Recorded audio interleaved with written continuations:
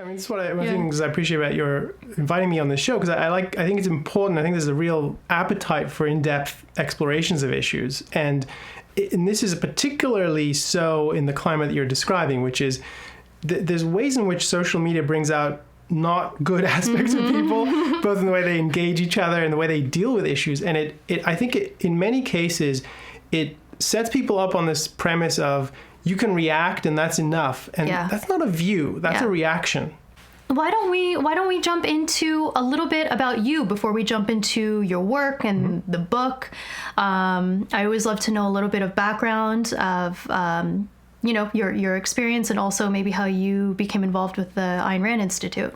Sure. Well, I was born in Israel, but I left when I was 6 and I grew up in the UK, and I feel and I am much more British than I am Israeli, which surprises people. I meet them and I understand Hebrew and I speak Hebrew, but it's not a part of who I am. When I go to England, I feel at home, or I used to. Now I'm a Californian. Which we just talked about. I went to college in the UK. I did graduate school there, and I came here partly for work. And I joined the Ayn Rand Institute as a researcher many years ago. My interest in it really sprang from, it's funny, it's a story many people tell. I read Ayn Rand's novel, The Fountainhead, when I was in high school, like tens of thousands of other kids do every year. And I know because we encourage them to do that at the Institute.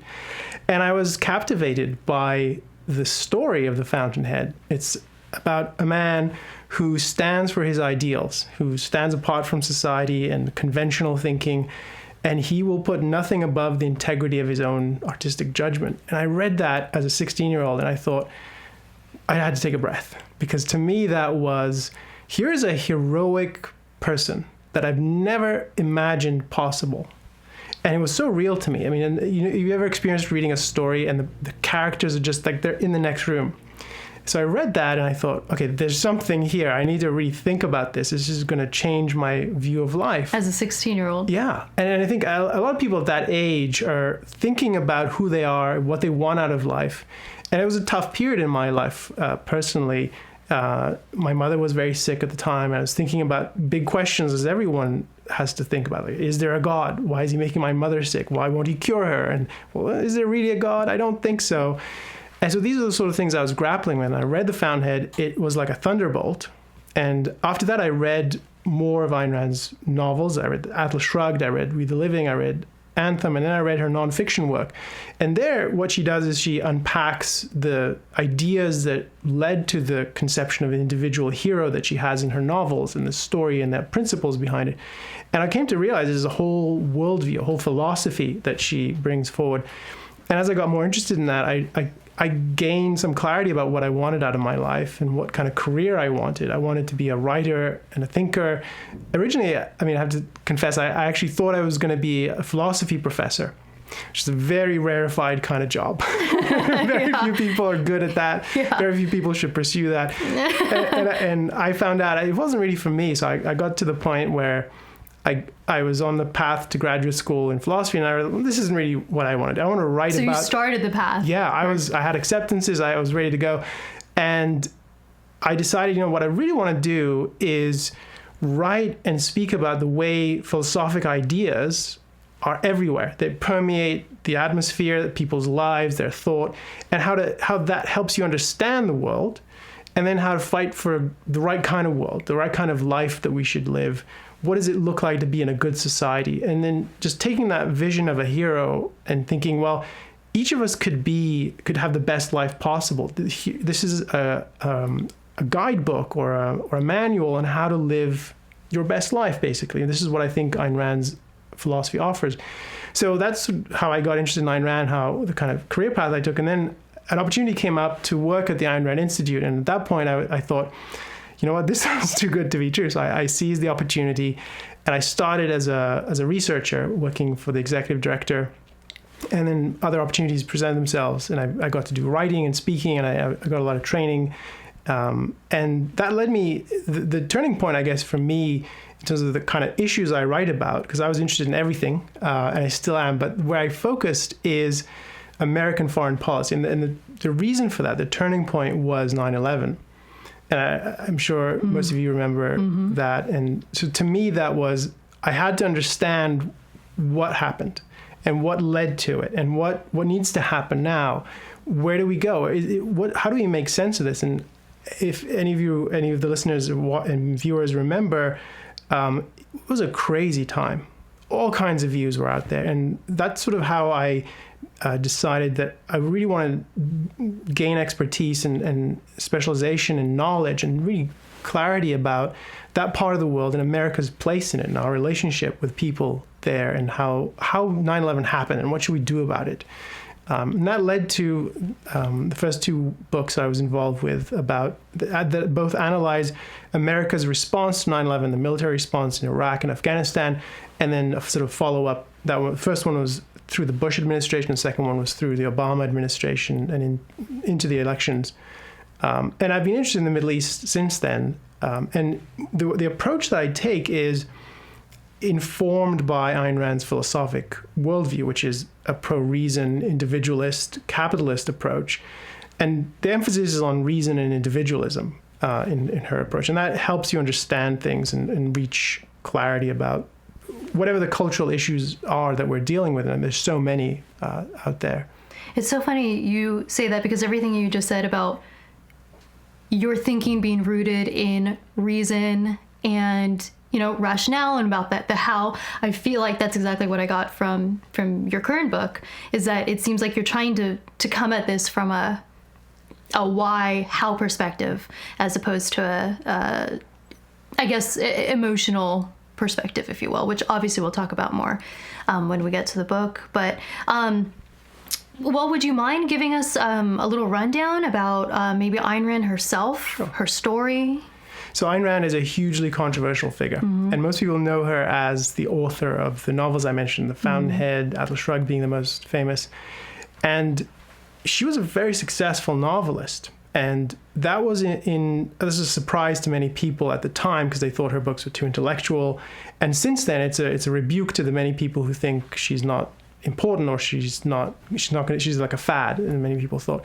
But in fact, I think so her story is she was born in Russia, and she saw the beginnings of the Russian Revolution, and she left Russia in 1926. She came to the US. She was able to stay here, but her career since she was, I think, 7 or 8 was she wanted to be a writer. She wanted to tell stories. And she came here, her first work was, I think, in Hollywood wardrobes, and then she got to write scripts or be a reader, and she worked her way. She wrote some scripts, she edited scripts. Eventually, that led her to being able to write a play and a novel and several novels. And what happened is that, as she describes it herself, in the course of trying to write the stories she wanted to write, the kind of characters and heroes that she thought this is what is possible, she found that she was at odds with the moral, philosophic views out in the culture. She said, I can't write the kind of heroes just taking for granted the same kind of views people hold. And that led her to develop her own thinking, her philosophic approach in a very elaborate way, to the point where she wrote Atlas Shrugged, which is an incredibly philosophical theme in the book. And as a result of that, she developed a philosophic view of life, and that became her sort of explicit philosophy. So she was both a novelist and a philosopher, and she didn't see any clash between those two things. She thought they go together, and it was for her goals, the kind of characters and larger-than-life heroes she wanted to project. She had to develop a clarity about her own philosophic thinking. So she became a phenomenon. I mean, in her own lifetime, she would give speeches, she would write, she was on TV. If you guys remember Johnny Carson, she was on his show, she went on Donahue. And when she gave public speeches, one of the venues she went to frequently in Boston, the Ford Hall Forum, she went there, I think, 20 times over her career. People would line up around the block to get in and see her, because she was a cultural presence. What she had to say was hugely controversial. It still is controversial. And although she's been dead since 1982, she's still a presence in the sense that her ideas live on. And the Ayn Rand Institute, where I work, our mission is to help people encounter her ideas and learn more about them. But she's been really influential, I think, more so than people realize. And I'd like more people to find out about her views. So I think there's value to be gained in engaging with them, whether they agree or not. Yeah. She was, I think, if there's a theme in her work, she was an absolutist about reason. And in terms of the value perspective, it was the life of the individual is sacrosanct, it's inviolable. And that's just, if you think about, she was there and she lived through some of the early years of the communist regime in Russia, and she saw practically what it meant to live under a collectivist system and how that destroys human life.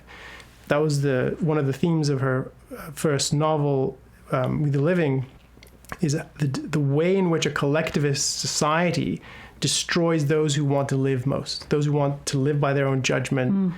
And she was sort of the best advocate, I think, for reason and for individualism that we've had, as far as I know, in the contemporary world. So that's the sort of an overview of who she is and what she's done. Wow. So what were the ideas? I mean, how did this concept of individualism flourish into the entire institute that it is today? Sure. So, as I said, she was an individualist. What she took that to mean is, your life is yours. You own it. You owe no duties to other people or to God. She was an atheist. And her philosophy is entirely secular. There's no religion in it. And it's your life, so the good is to live the best life you can as an individual. And the moral guidance that she offers, her ethics, is your self-interest is a way to get to happiness. That is what produces happiness. Now, how to think about your self-interest. And she has a book called The Virtue of Selfishness, which makes people's hair stand on end. Yeah. And I think there's a deliberate intention behind that. What she says is that to conceive of your self-interest is a real effortful activity. You have to think about it. It's a reason-based approach. And it does not mean the conventional idea of selfishness, which is be a jerk, run roughshod over the people, steal, get away with whatever you can. That's not at all in your self-interest, according to her view. To define your self-interest is to find productive work, a career, what you're passionate about, and to do it in a way that recognizes other people's freedom to do the same thing. That you can't violate their freedom in pursuit of your goals. It has to be mutually compatible. So it's individualist in terms of its ethics. And then politically, it's, as I've suggested, that politically she thought a good society is one that lets the individual live according to their judgment, their rational judgment, and pursue the goals and be free to act on their goals as best they can while respecting the freedom of other people to do exactly the same thing. So it's a society where we trade value for value. We don't sacrifice oneself to other people, and we don't expect other people to sacrifice for us. We trade. You gain from it, I gain from it. It's a mutually beneficial relationship. That's the goal that you should have. Now, obviously, people go wrong, people make mistakes, people do bad things, and in her view, the proper role of government, she thinks government, and this is in contrast to a lot of people who are in the so-called liberty movement, who are against government. They're anarchists. But I was going to ask, is there a level of anarchy to this philosophy? No. In fact, her view is that a proper government is a necessary good, not a necessary evil, a necessary good, if it's the right kind of government. And that means one that is limited strictly to the protection of individual rights. If it does that, to the extent that it does it, that's a proper government. And it's bounded and limited to a set of functions. It means you need a good police force, you need an objective courts, a rule of law system, you need a military to protect you from foreign threats, and that's about it. I mean, she does not. Her view is that she puts it as she's for laissez-faire capitalism, and not what we have today, which is a mixture of some freedom, some capitalism, and some regulation, a lot of regulation, and a lot of violations of freedom that are permitted and enforced by the government. So she's for capitalism, total laissez-faire capitalism, which rules out a lot of things that we have in today's world, which makes her even more controversial. It means there's no place for Medicaid or Medicare or universal health care. There's no place for government in schooling even. She believes complete free market. Yeah, so the way she put it was a complete separation between state and economics for the same reasons as you should have a complete separation between state and church. So both on the intellectual side of things, you need the government out of ideas, and economically material realm, you need the government out of production, out of people's lives and their ability to live and produce and develop and innovate. So that gives you kind of the picture of her political views. It's important, it's worth stressing that for her, the politics and the economics for which she's viewed as, that's one of the reasons she's famous. She's known as a pro-capitalist, and a lot of people hate her for that. But for her, the capitalism piece was a consequence, a derivative, or an effect of having a proper society, one that protects the individual, one recognizing that the individual is a rational being. So for her, she used to say, I'm for capitalism because I'm for individualism, and I'm for the individual because I'm an egoist in morality, and I'm an egoist because I'm for reason. And if you understand what reason is and how important it is to human life, that it's the source of values of human production and innovation and all the good things we have in the world, if you understand that, then you understand why society has to be shaped towards a capitalist model. So for her, there's a whole philosophic stack, a whole philosophic development, a sequence of ideas that leads to that kind of political vision. And it all starts with what kind of society is right for the man at his best, or mankind at his best. Woman, men, obviously, we take those under the same heading. And that is the rational being, the kind of creator and producer, the thinker and the creator. How would that work with the different levels of rationality, if you will? Because like within this philosophy, could you argue that one person's version of what's rational is different than another person's of what's rational? For example, I would assume that you and I think like murder is wrong. What if there's someone who feels like there could be a rational justification for that?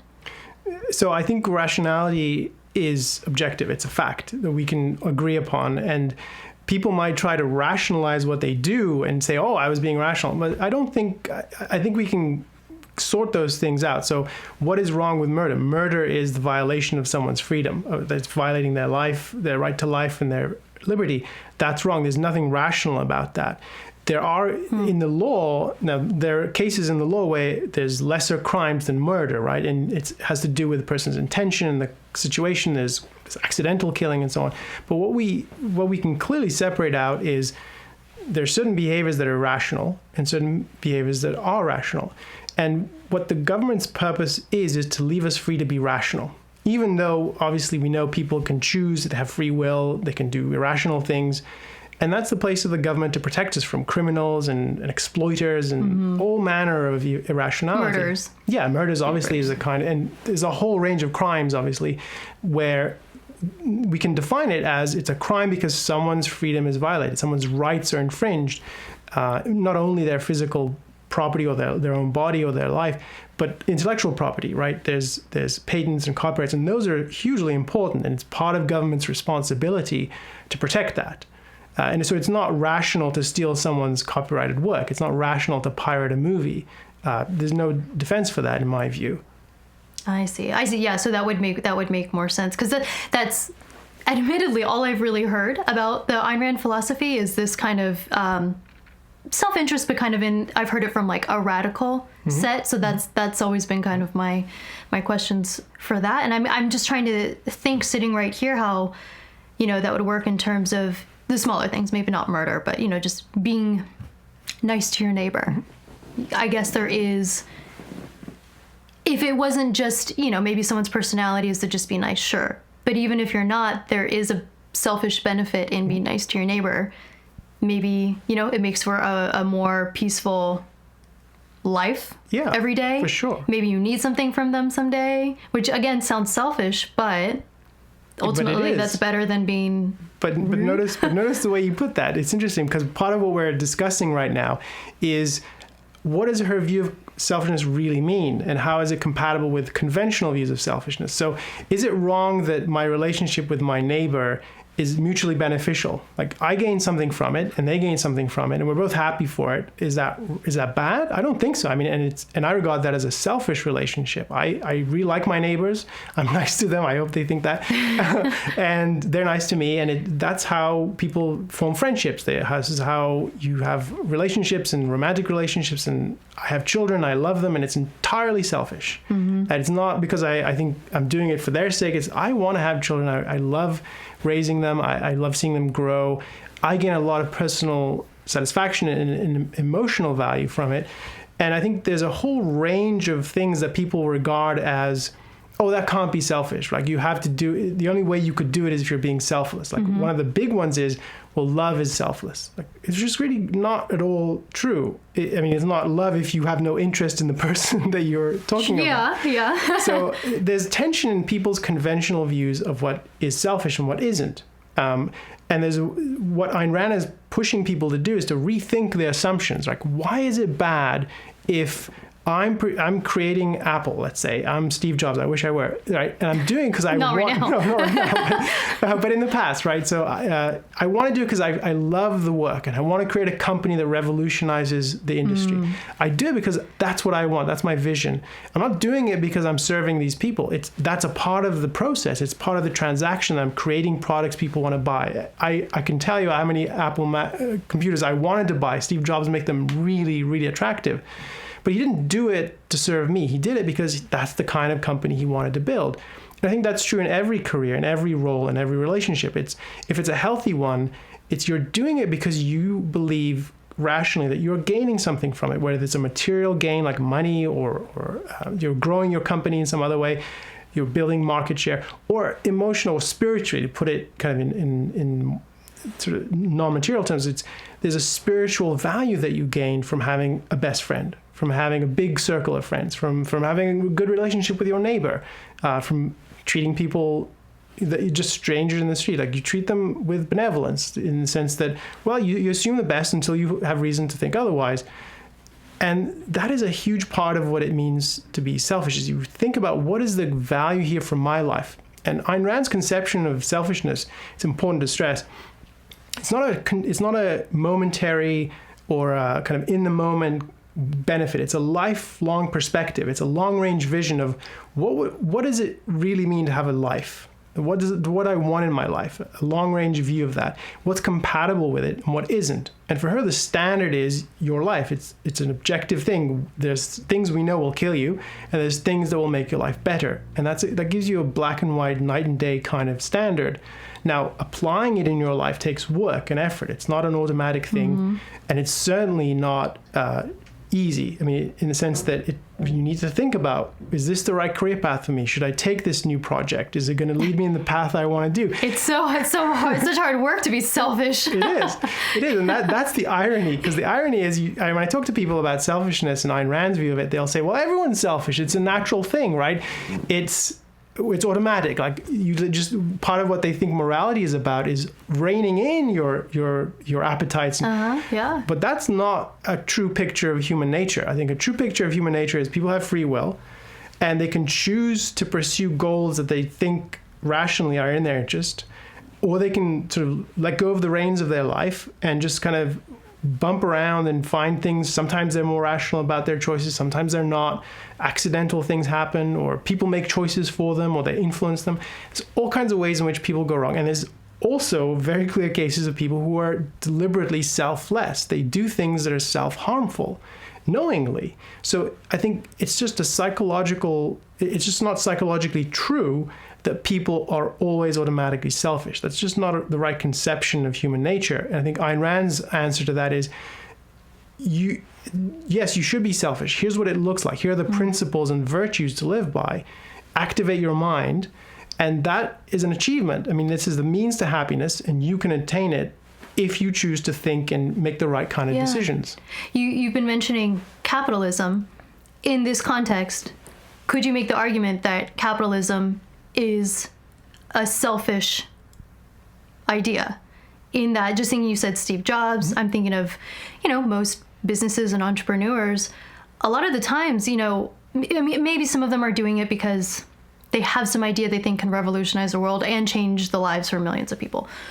Or there's a lot of, but within that, there is I want to start this business. I want to be the one to do this. You know, I want funds. I want this. I have this idea that I want to get out there. So just thinking right now, there is kind of a selfish aspect to this that you're saying is not necessarily a bad thing. I think it's a good thing. Yeah, I would say it's the best feature of capitalism from this perspective is that it enables people, individuals, to act on their best judgment and innovate and create and produce and benefit from it and keep the rewards of that work and without limits, in effect, to grow and raise a society to the heights that we've reached today, where we have the kind of technology that was undreamable 100 years ago. We have kind of conveniences that we take for granted that, you know, the first billionaires couldn't imagine ever paying for because it didn't exist.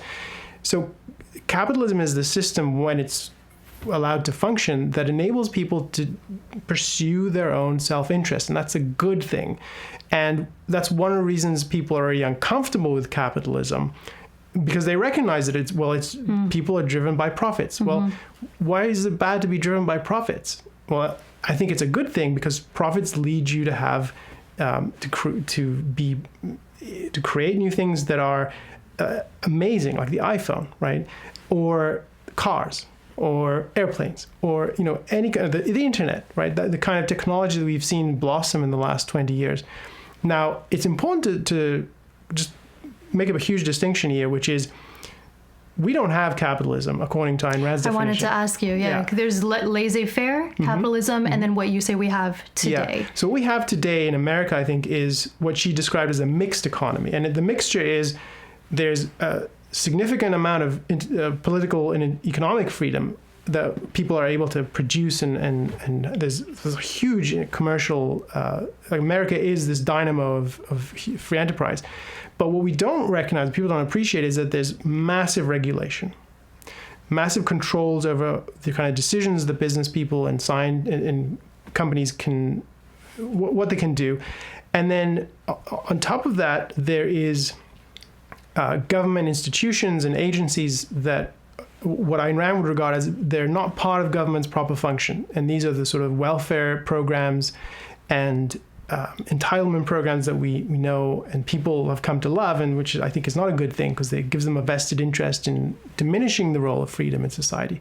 So and this is an issue Ayn Rand wrote about at length, and it was an aspect of her book Atlas Shrugged. What happens in this kind of society is you get at least basically two kinds of business people. There are people who are motivated by creation and, you know, pursuing a goal and a vision that is productive. And those are the kind of heroes that she lionized in Atlas Shrugged. Some of the heroes of that novel are a steel industrialist, an inventor, people who today you wouldn't think of as heroes. But she contrasts them with the kind of parasitic business people who try to game the system mm-hmm. through political pull and favoritism and all kinds of tax benefits and rebates, of which we have an enormous amount today. Mm-hmm. I mean, in a certain way, it's hard to tell apart the kind of producer businessman from the parasite or moocher, or as she called them, or what many people call cronies today. So is that what they refer to, crony capitalism? Yeah, and that is an abomination. I mean, it's really a perversion of a system, capitalism, in a direction that is more and more controlled, because the dynamics of that are it incentivizes certain businesses to demand more controls on their competitors. And it's certainly not anything that you would see in a truly capitalist system. So Ayn Rand was for capitalism as she put it, an unknown ideal for many people. It's a real moral ideal for the reasons you raised earlier, which is it allows people to be selfish in the best sense of that term. What she opposed and fought against was the kind of system we have today, which is the mixed economy, which in her view is unstable. It tends toward greater and greater control. And we've seen that in the 20th century. I mean, one of the metrics people look at is the number of pages in the Federal Register of regulations. And it's only grown. Like the people have graphed it and it goes like this. It's massive. And that's just one sort of proxy measure for the scale of regulation. And the reason that's bad in her view is that it's government stepping in and obstructing people's ability to think and act on their best judgment. And she's opposed to that because she regards it as you should be enabling people to be free to act on their best judgment, not curbing them. And it's often because of, one of the dynamics is that it's done in the name of protecting either competition or protecting the consumer. And in her view of that is, these are not legitimate moral considerations for the economy. Well, why is that? Do you think there's any examples where regulation is necessary? I'm thinking maybe, what did I just hear the other day? Like construction or building development, real estate development. I heard that before they put in regulations, safety regulations, that it was an incredibly dangerous job, and that these came along and they helped. Yeah, I don't doubt that it was dangerous. I don't think the solution is to do it through a regulatory system. I think there's a need for having standards. Like, I don't want to live in a house that some guy put up. Right. And he thinks he's an expert, and he's not, and I wouldn't trust him. But there are ways to solve for those kinds of concerns, which are real. And in the same way with car safety, like, you don't want to drive a car that's not been tested, right? You want to know that the first crash was with a crash test dummy and not you. And the ways to solve for that are market solutions. The people will find a way to make profit from being the best, most reliable source of safety information, the best, most reliable standard setters for construction. We can imagine solutions easily. Now, how it would play out in a free market, I can't tell you. I can tell you that it's a function. It's in the interest of the construction company. Right. It's in the interest of the buyer to have the building built to the best possible standards. Right. Because I imagine they don't want that press or whatever of their buildings collapsing on people, or the cars killing a bunch of people. Exactly. So that can't be good for them. No, it can't be good for them. And if for any business concern, and this includes across the board, a reputation, or as we say now, brand, right? It's hugely important. And the amount of money you would rightly invest in protecting your brand and protecting your customers as a result, I think that would be incentive enough to ensure the kind of problems you're describing, which are real problems, could be solvable. But notice what that does is it leaves people to come up with better solutions than what a bureaucrat would do. And notice that what happens when you get government regulations, they don't keep up with innovation, right? So they have to kind of slowly, so now you're using a new kind of material. We have to think about that for 5 years. Okay, you're going to do that kind of staircase. We've never seen that before. We'll have to think about that. And, one of the areas that's worth looking at in this respect is the technology space, and particularly internet and high tech, where it's the degree of regulation is very low or very limited compared to sort of heavy industry or cars or construction. The pace of innovation there is breathtaking. I mean, there are apps that exist today that have been around, say, 10 months, and they've revolutionized their space, right? There's no way you could ever come up with, we're going to have standards for what the app should look like and what would be safe to run on your computer. And it sounds comical when I say it, but it's no less ridiculous in other realms. We just become inured to it. We come to accept that it's a given in cars that has to be government that controls this sort of thing. But why? Why can't we have private solutions for this? As we know that there are possible safety solutions already that are private. There are all kinds of ways in which the rational self-interest of the producers and creators, the companies and the inventors, is to be able to say that their product is valuable, safe, and this is the risk you're taking, and knowing it going in. I don't think those are insuperable. I think there's all kinds of innovative ways to get around that kind of problem. Do you know who Peter Schiff is? I've heard of him. He is I hope I don't get this wrong. I don't want to get it wrong, but he's a very, very high up in the finance world. I don't know if it's, in the mutual or hedge fund world or something like that. It's very high up. He's recently started, I think, leaning more towards, speaking publicly about his thoughts on capitalism, which I think are very similar. But he had this video out a few years ago, went completely viral. Do you remember when they were doing the Wall Street Occupy Wall Street. Occupy Wall Street. He went down because apparently they were right outside his office, in some high rise. And he went down with a sign that said, "I'm a part of the 1%. Ask me anything," or something like that. And he had a camera guy. And of course, he's completely surrounded by everyone. And there, I highly recommend this video to anyone. It's super educational. Surprisingly, he was able to have a lot of one-on-one conversations. But I remember something he kept saying over and over was, because people kept, the whole idea was like, capitalism is bad or whatever, and he's like, no, what you guys should be in front of, you guys should be in Washington, you guys should be against capitalists or businessmen or whatever, in cahoots with politicians. Like, that's what you should be fighting against, and I'm with you on that. So I'm wondering now if this is very much in line with what he was trying to say. Yeah, I think if your concern is with businesses that have an unearned monopoly or have some unearned control over the part of the industry, or are getting all kinds of kickbacks or raking in taxes or subsidies or tariffs, complain about the fact that government has the power to give them that and that they are pursuing it. That's the corruption, is government's extending beyond its proper function, and then people coming to the trough and asking to be fed and demanding more and more. And it's kind of feeding on itself, in the sense that the more government oversteps its proper function, which is to protect our individual liberty, the more people find other things they want handed to them. And one of the sad things about the way people view capitalism is they think that what we have today, the mixed economy, is capitalism, and they don't like it for some legitimate reasons, and that gives capitalism a bad name. So that's one of the reasons Ayn Rand was adamant about saying she's for laissez-faire capitalism, and that causes people to ask, well, what are you talking about? What's laissez-faire about this? Well, this is what we have, and it's not what we have. It's an unknown ideal. It's both ignorance about what capitalism really is, which is understandable because everyone starts from ignorance.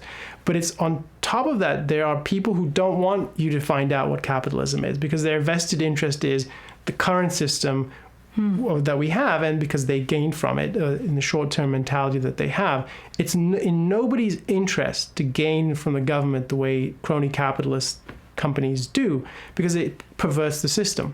I mean, their interest is to find ways to roll it back. And make governments go to its actual core necessary function that we would liberate us all. And, I was saying how we've got the kind of technology that nobody could have dreamt of, but that's with just a little freedom, right, that we have today comparative to what we could have. Imagine what the world would look like when every industry is like the high-tech industry. We don't have just one Silicon Valley. We have the equivalent in pharmaceuticals. We have the equivalent in car design. We have the equivalent in everything you want and imagine. When people have greater freedom, they'll be able to create and achieve their own goals, and we benefit from it. I think Steven Pinker talks in his book Enlightenment Now, he talks about how the most democratic countries and regimes in the world are the ones with, by far, the most patents, the most, innovations, and all the things that we use in our day-to-day lives can be directly traced back to those, which you also talk about. Yeah, and I think that's definitely, it's a consequence of being able to gain from your invention. So if you come up with a better mousetrap, just to take that example, and you patent it and you're able to sell it, then good for you. I'll buy it from you if I have mice. But imagine now if you can patent some really abstract kind of development in computer software or some kind of pharmaceutical development. That is hugely valuable. And you can't do that if you live in Libya, right? Because Libya is essentially a failed state. Like the government doesn't exist. It's barely functional, let alone protecting people's freedom. It does the opposite. So there's definitely a relationship between freedom and prosperity. And what I would say is a free society enables prosperity and individual flourishing. And I think there's a necessary causal relationship, that the freer you are, the more possible it is to thrive as an individual. And that has moral implications. Like, we should evaluate that and regard that as a good thing and fight for greater freedom wherever we can push for it. And there's so many places in our society where the solution isn't more government. The solution, as people demand, the solution is less, and finding ways for individuals to come up with new products and new solutions. And that's the mind shift that Ayn Rand was talking about in her writings, which is start thinking about how the world should function. What is the ideal that we should be aiming at? What's the moral ideal of a good society, and for you as an individual? And that helps to shape a path to solutions for a lot of the real issues that we deal with in society. Sure. I know we were joking about blockchain earlier, but have you actually looked into it at all, or do you know anything about that world? I have to admit ignorance on this, and I'm abashed because my brother-in-law is involved in it, and he sent me a video, and I still not watched it.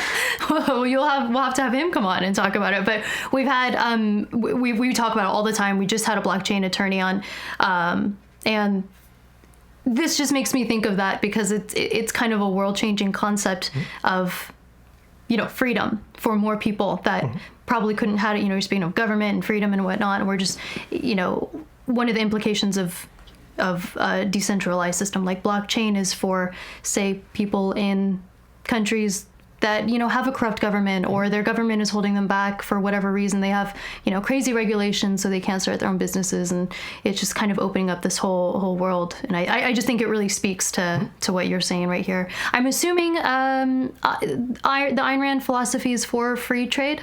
Yeah, and that's a huge contrast to what we have under the Trump administration, which is the opposite of free trade, which is tariffs and so forth. One of the things that's interesting about positioning Ayn Rand in sort of contemporary debates, and I encounter this with people a lot, is they often think I'm a conservative or libertarian, and I say I'm neither of those things. And they'll say, they'll point to people who are libertarian or who describe themselves as conservative or libertarian and say, well, that guy says he's an Ayn Rand fan, so that guy says he's an Ayn Rand fan. What's the deal? And I point out to them that those categories are just not at all helpful. They're vague. They don't really capture any kind of ideological substance anymore. They actually think that's been true for 50 plus years. And it's much clearer and much more helpful intellectually and just in our own lives to think in terms of the principles involved. And so I like the way you put it, which is it's about free societies and innovation that is made possible in those free societies.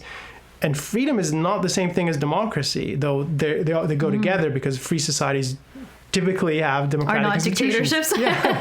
And you can have a free society that is basically democratic in its many institutions, the way we elect representatives and so forth.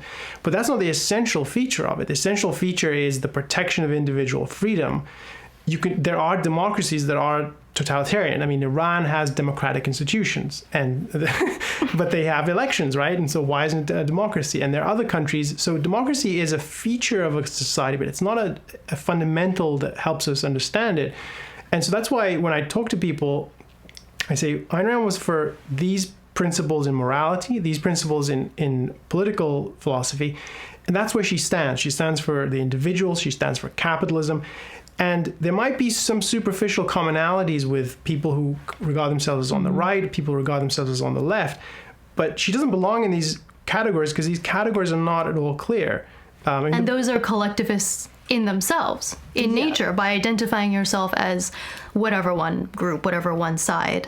I think they've become that. They've become essentially tribal groups. And you see the way people fight and talk about the other side as if, I studied tribalism in the Middle East in some of my research, and there's uncanny resemblance to the way people talk about the liberals or the conservatives and how their crimes against us and how they're trying to sabotage our guy here. And it is not about the ideas anymore. Yeah. It's about tribes, and it's because what you notice, they're not upset if their guy does something that we know is wrong, that the other side, if the other side did it, they'd be up in arms. And it's interchangeable. Yeah. It's true for both sides. And that's the hallmark of, they don't care about what's true and good. They care about who's in power. Who wins. Yes. I used to have pretty distinct views, on one side. And I think just over the last couple of years, and especially the more conversations I have, I've just, I feel much more comfortable kind of sitting back and learning, realizing I know so very little, but kind of taking that step back and kind of looking out at I don't want to say I'm like looking, I have an outside perspective, but kind of compared to what I was before. I feel it's so crazy to me. I look at, like you just said, literally people on both sides calling out the hypocrisies of the other side. And I'm like, well, yes, but also, do you not see the irony in what you just said? It's absolute tribalism right now. It's a really weird time. Yeah. I mean, one of my colleagues wrote a piece in our publication, New Ideal, about Trump's visit to North Korea. And it was an excellent piece, and I recommend people look it up. It's by Ben Baer. And it really brings this home, because if you guys remember, it wasn't that long ago that President Obama went to Cuba. And a lot of the people on the right who are still around in the commentary and talking heads on TV, they were up in arms. This was a big surrender to the communist regime, and this is a sellout. This is one of the worst things Obama ever did. Now, fast forward to the present, Trump goes to North Korea, which is a much worse regime than Cuba. I don't have anything. I think Cuba is hellish, but North Korea is hell on wheels. And so he goes to North Korea, and the same people are applauding it. Now, if there were some different facts and circumstances that made a difference, I would understand it, but there aren't, and they're not making a case that's the case. And there's hypocrisy on both sides. So the people who are condemning Trump for going to North Korea are the same people who applauded Obama for going to Cuba and shaking the hands of a dictator. In both cases, it's the same action. The leader of the free world is giving moral endorsement to a dictator or an authoritarian ruler. And the fact that we have that hypocrisy on both sides is an excellent example of it's tribal. It's not, is it right or wrong to do this sort of thing? What's the right policy? What are the principles relevant here?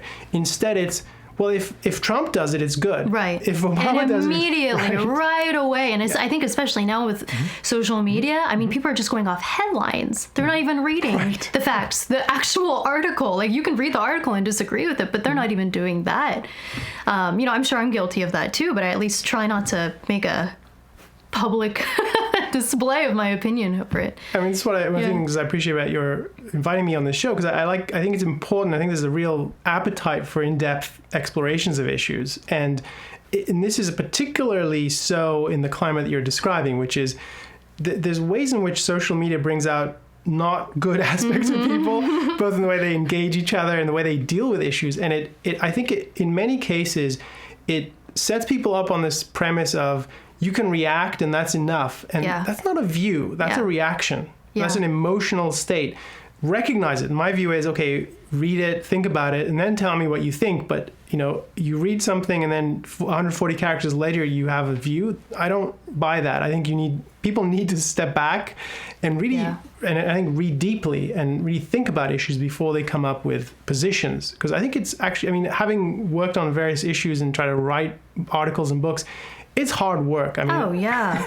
So I think my advice to people is, it's good to be engaged. It's important to care about these things, but spend time getting some depth so you can clarify your thoughts. Yeah, it's so crazy. I think especially with Twitter, it's it's kind of built into its core to not spend a lot of time on one tweet, because your feed is just going crazy. And it's like, I don't have time to read every single article. But the problem with that is that you're expected, right, to have an opinion, have a reaction, and the only way you can really do that is to do it quickly and on the spot before, too many other commenters get on it. And it's this bad positive feedback loop. Because of the show, we've both we've been jumping into Twitter a lot, and no one working on the show was really into Twitter much before, and we're just kind of like what we were talking about a little before the show, like, it's just a whole other world. It's just insane. It's insane. And I wish I could say that it was just stuck to that. It's just Twitter. It's just online. But my fear is that it's starting to trickle into the real world a lot more. I'm curious if that's your experience. I think there's a way in which people behave online differently than they do in the real world, in a couple of ways. One is the kind of things people say online to other people, I don't think they would say if they were face to face the way we are. And then the other one is, I think maybe because of the work we do, we're more engaged with Twitter, and the kind of commentary that we find there is probably different from if what you are on Twitter for is sports news. Maybe it's different. I don't know. But I think there are good aspects to Twitter and to Facebook, especially. These are incredibly powerful communication platforms, and I value them for that reason. I think they enable us to get to people that we couldn't otherwise reach with our thoughts and messages. But I agree, there is a kind of culture around it. So I think it's the way people treat it in large part, and the way they let their attention get sucked in. And I felt it. I mean, I definitely feel the magnetism of it. I think I was there yesterday. It's not good. I got sucked down the rabbit hole. And you definitely notice if you take a week offline. I just came back from vacation and I was offline most of that time. And it's, why would I go on Twitter? That was my reaction on Monday morning. And I thought, okay, well, part of my work is to engage with people. But it was very enlightening to see how it kind of feeds into our psychology. Yeah. I mean, I wish it was, and I think for a long time, I would say that people reacted differently online than they do in real life. I do feel like that's starting to change. I mean, what we're seeing in, especially regarding, say, like free speech, which I'm sure Ayn Rand philosophy is a proponent of. Yeah, we've actually been, I would say, we've been on the barricades of defending free speech since the Salman Rushdie thing in 1989. I don't know if you know much about that case, but it's sort of we can talk more about it, but we've been absolutists about free speech for that basically almost 30 years. Yeah. I mean, what are your thoughts on the state of free speech today? I mean, obviously we have these platforms that allow people to voice their opinions unlike they have never been able to before, which is a good thing. But then at the same time, I feel like there's been more repercussions for voicing your opinions like there never has been before. Yeah, in America anyway. I think people are talking more, so they're saying more things. And for some silly people, for people making silly mistakes or bad choices, they're creating more traps for themselves maybe, and it's easier to find their thoughts from when they were 17, and now that it's being held against them as adults. I think there is America. I think has probably the best protections for freedom of speech of all countries. It has the First Amendment, which is a huge protection. I don't think many countries have anything close to that kind of formal protection. I am very concerned about free speech, partly for the reason you raised, which is there's a kind of almost like a hunting party mentality of finding people who are offensive and trying to either shut them down or marginalize them. And there's been some really horrendous cases. You might have heard about the professor at Evergreen State University. Brett Weinstein. Right. And we did an event with him a few months back. And his story is really tragic. I mean, he had a reasoned position. You don't have to agree with it. But he was hounded out of his job. He was literally hunted down on campus, and they told him, if I have the story correct, the campus police called him that day and said, "Don't come on campus. We've been told not to protect you." And they're looking for the student mob are looking for you. Yeah. And there's so many of these examples which are now I don't know that there's lots of examples. I don't know the scale of the problem in terms of its presence on campus, but I think there are enough high level examples that it's worrying. So the other one that made news around the same time was Charles Murray going to Middlebury College, I believe, and getting not only hounded but sort of chased off campus for his views. Now I don't know enough about Charles Murray's views to tell you what I think of them. The guy was invited to speak. This is not the way to engage with ideas. So I have concerns about people's attitudes to free speech. And for me, the fundamental problem is people don't understand what free speech is. And so that leads to both attacks on people who they disagree with, but also very bad defenses of freedom of speech. So I'll give you sort of the kernel of the idea.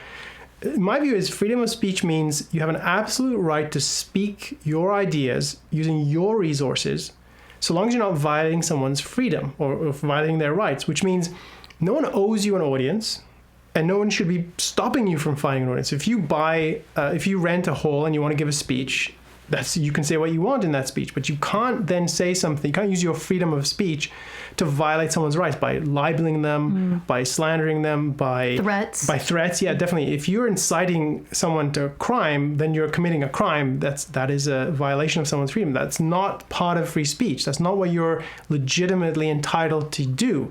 What you are legitimately entitled to do is to express your thoughts in writing and speaking and film and radio, whatever medium you choose to use, regardless of how someone else finds it, whether it's offensive or appealing or humorous or not humorous. And that's part of that's a huge part of what people don't understand. So I understand when people are offended by my views, because I'm offended by other people's views all the time. I mean, I read New York Times and Washington Post and Wall Street Journal, and I'm offended every day. But that's not a reason for me to try to stop someone from speaking. And I might not want to engage with them. I might morally walk away and say, like, you guys are beyond the pale. Like, there's definitely cases where you shouldn't support people. You should say, you're a bigot, you're a white supremacist, I have nothing to do with you. But that's different from, do they have a right to speak, given their resources and given that they're not violating freedom? So it's different from offensiveness, right? That's something that's very subjective. It's a real thing. Right. And if you're a professor, it's something to think about. Like, your goal as a professor is to engage your students, not turn them off. But even there, so people don't understand freedom of speech, and there's a kind of emotionalism in our culture about it. And you see that with college students. I have a very small example to share with you. So it's nothing like what happened to Bret Weinstein, nothing like Charles Murray, not even on the same level, but the smallness of it is illustrative. So we had an event at UCLA Law School.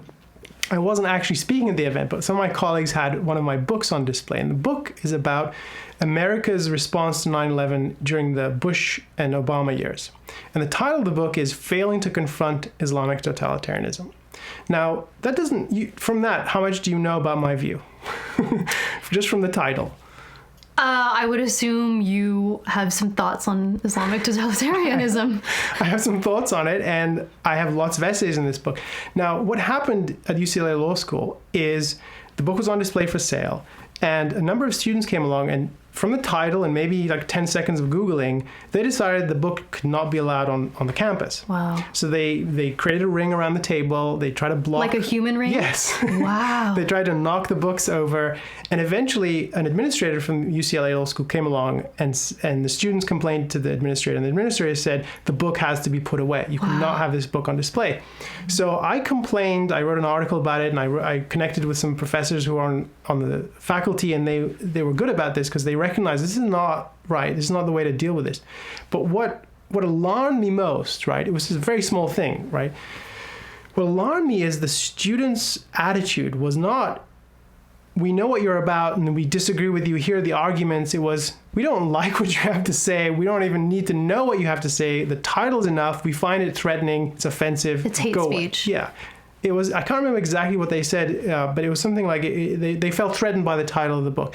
Wow. And my attitude to that is, go to the university library where you are enrolled and look through the stacks. There are a lot of titles that you'll be offended by, and that's part of what it means to be in a university. You're there to learn. So fortunately, unlike a lot of these cases, the administration at UCLA Law School was really good. They recognized that they didn't follow their own policy. It was not the right call to make the book, to take it off from sale.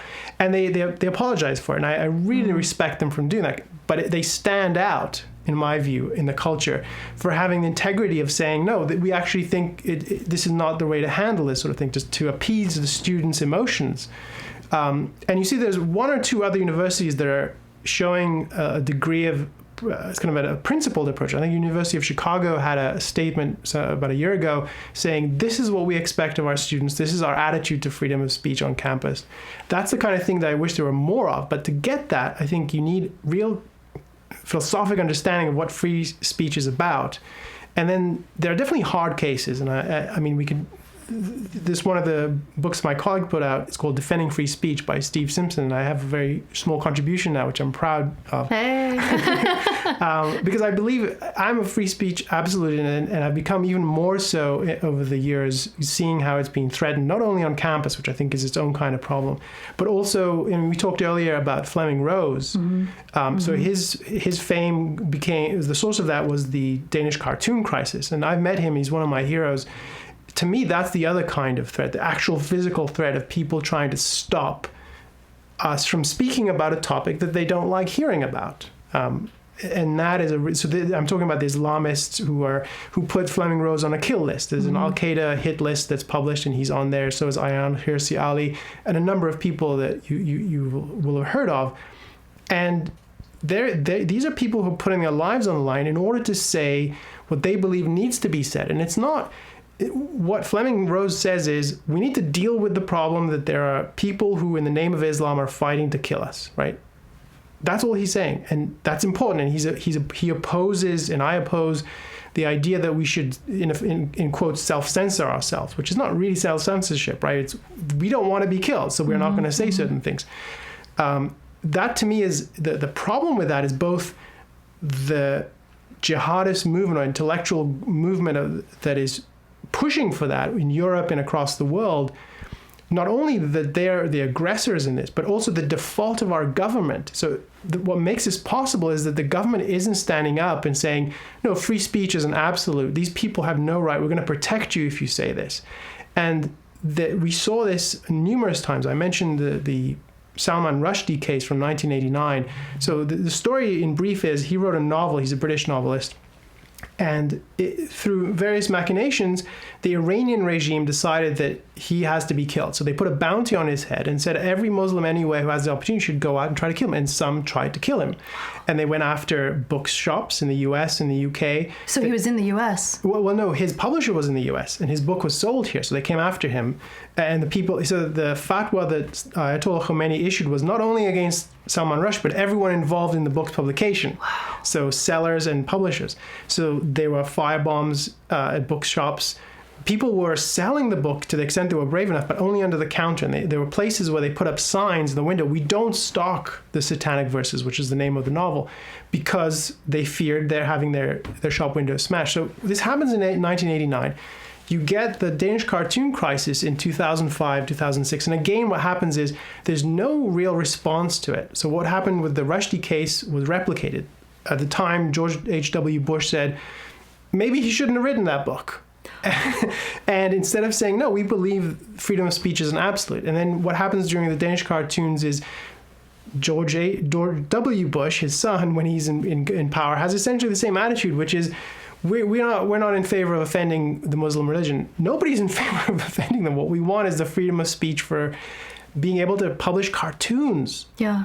And then you see this cascading through after the Danish cartoons to the point where there is a real culture in Europe, especially, and I think it's coming to our shores, where people are afraid to talk about this issue, whatever their view is, right? They don't want to stick their neck out because they know they won't get the kind of protection that they should. And I think that's a default of government's function. Now, some countries are better at this than others, but I think America has a huge default, and that has worked against us, right? It's encouraged that kind of attitude of demanding that we, in effect, obey these religious rules about blasphemy. And so, I mean, if you remember the incident in Garland, Texas, there was a cartoon contest, Draw Muhammad, and they were handing out the prizes for that. And two jihadists essentially showed up with guns, and they were there to shoot up the place, except they were stopped before they managed to do it.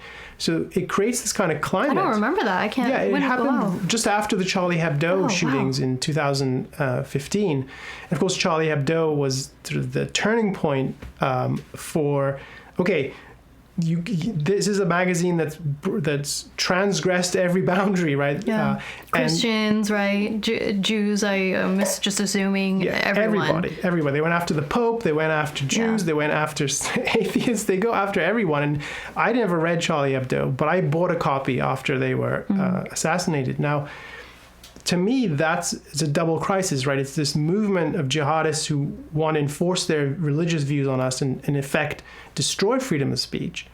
And the failure to respond to that properly on the part of government. So I'm concerned about free speech for all those different kinds of dimensions, both on campus and from the material threat. And I wish that, what happened recently, a number of editorial boards around the country wrote editorials all in unison saying, we regard the Trump administration as a threat to the free press. Mm-hmm. I mean, there's this whole concern about him regarding the press as an enemy of the state, which I think is horrendous as a view.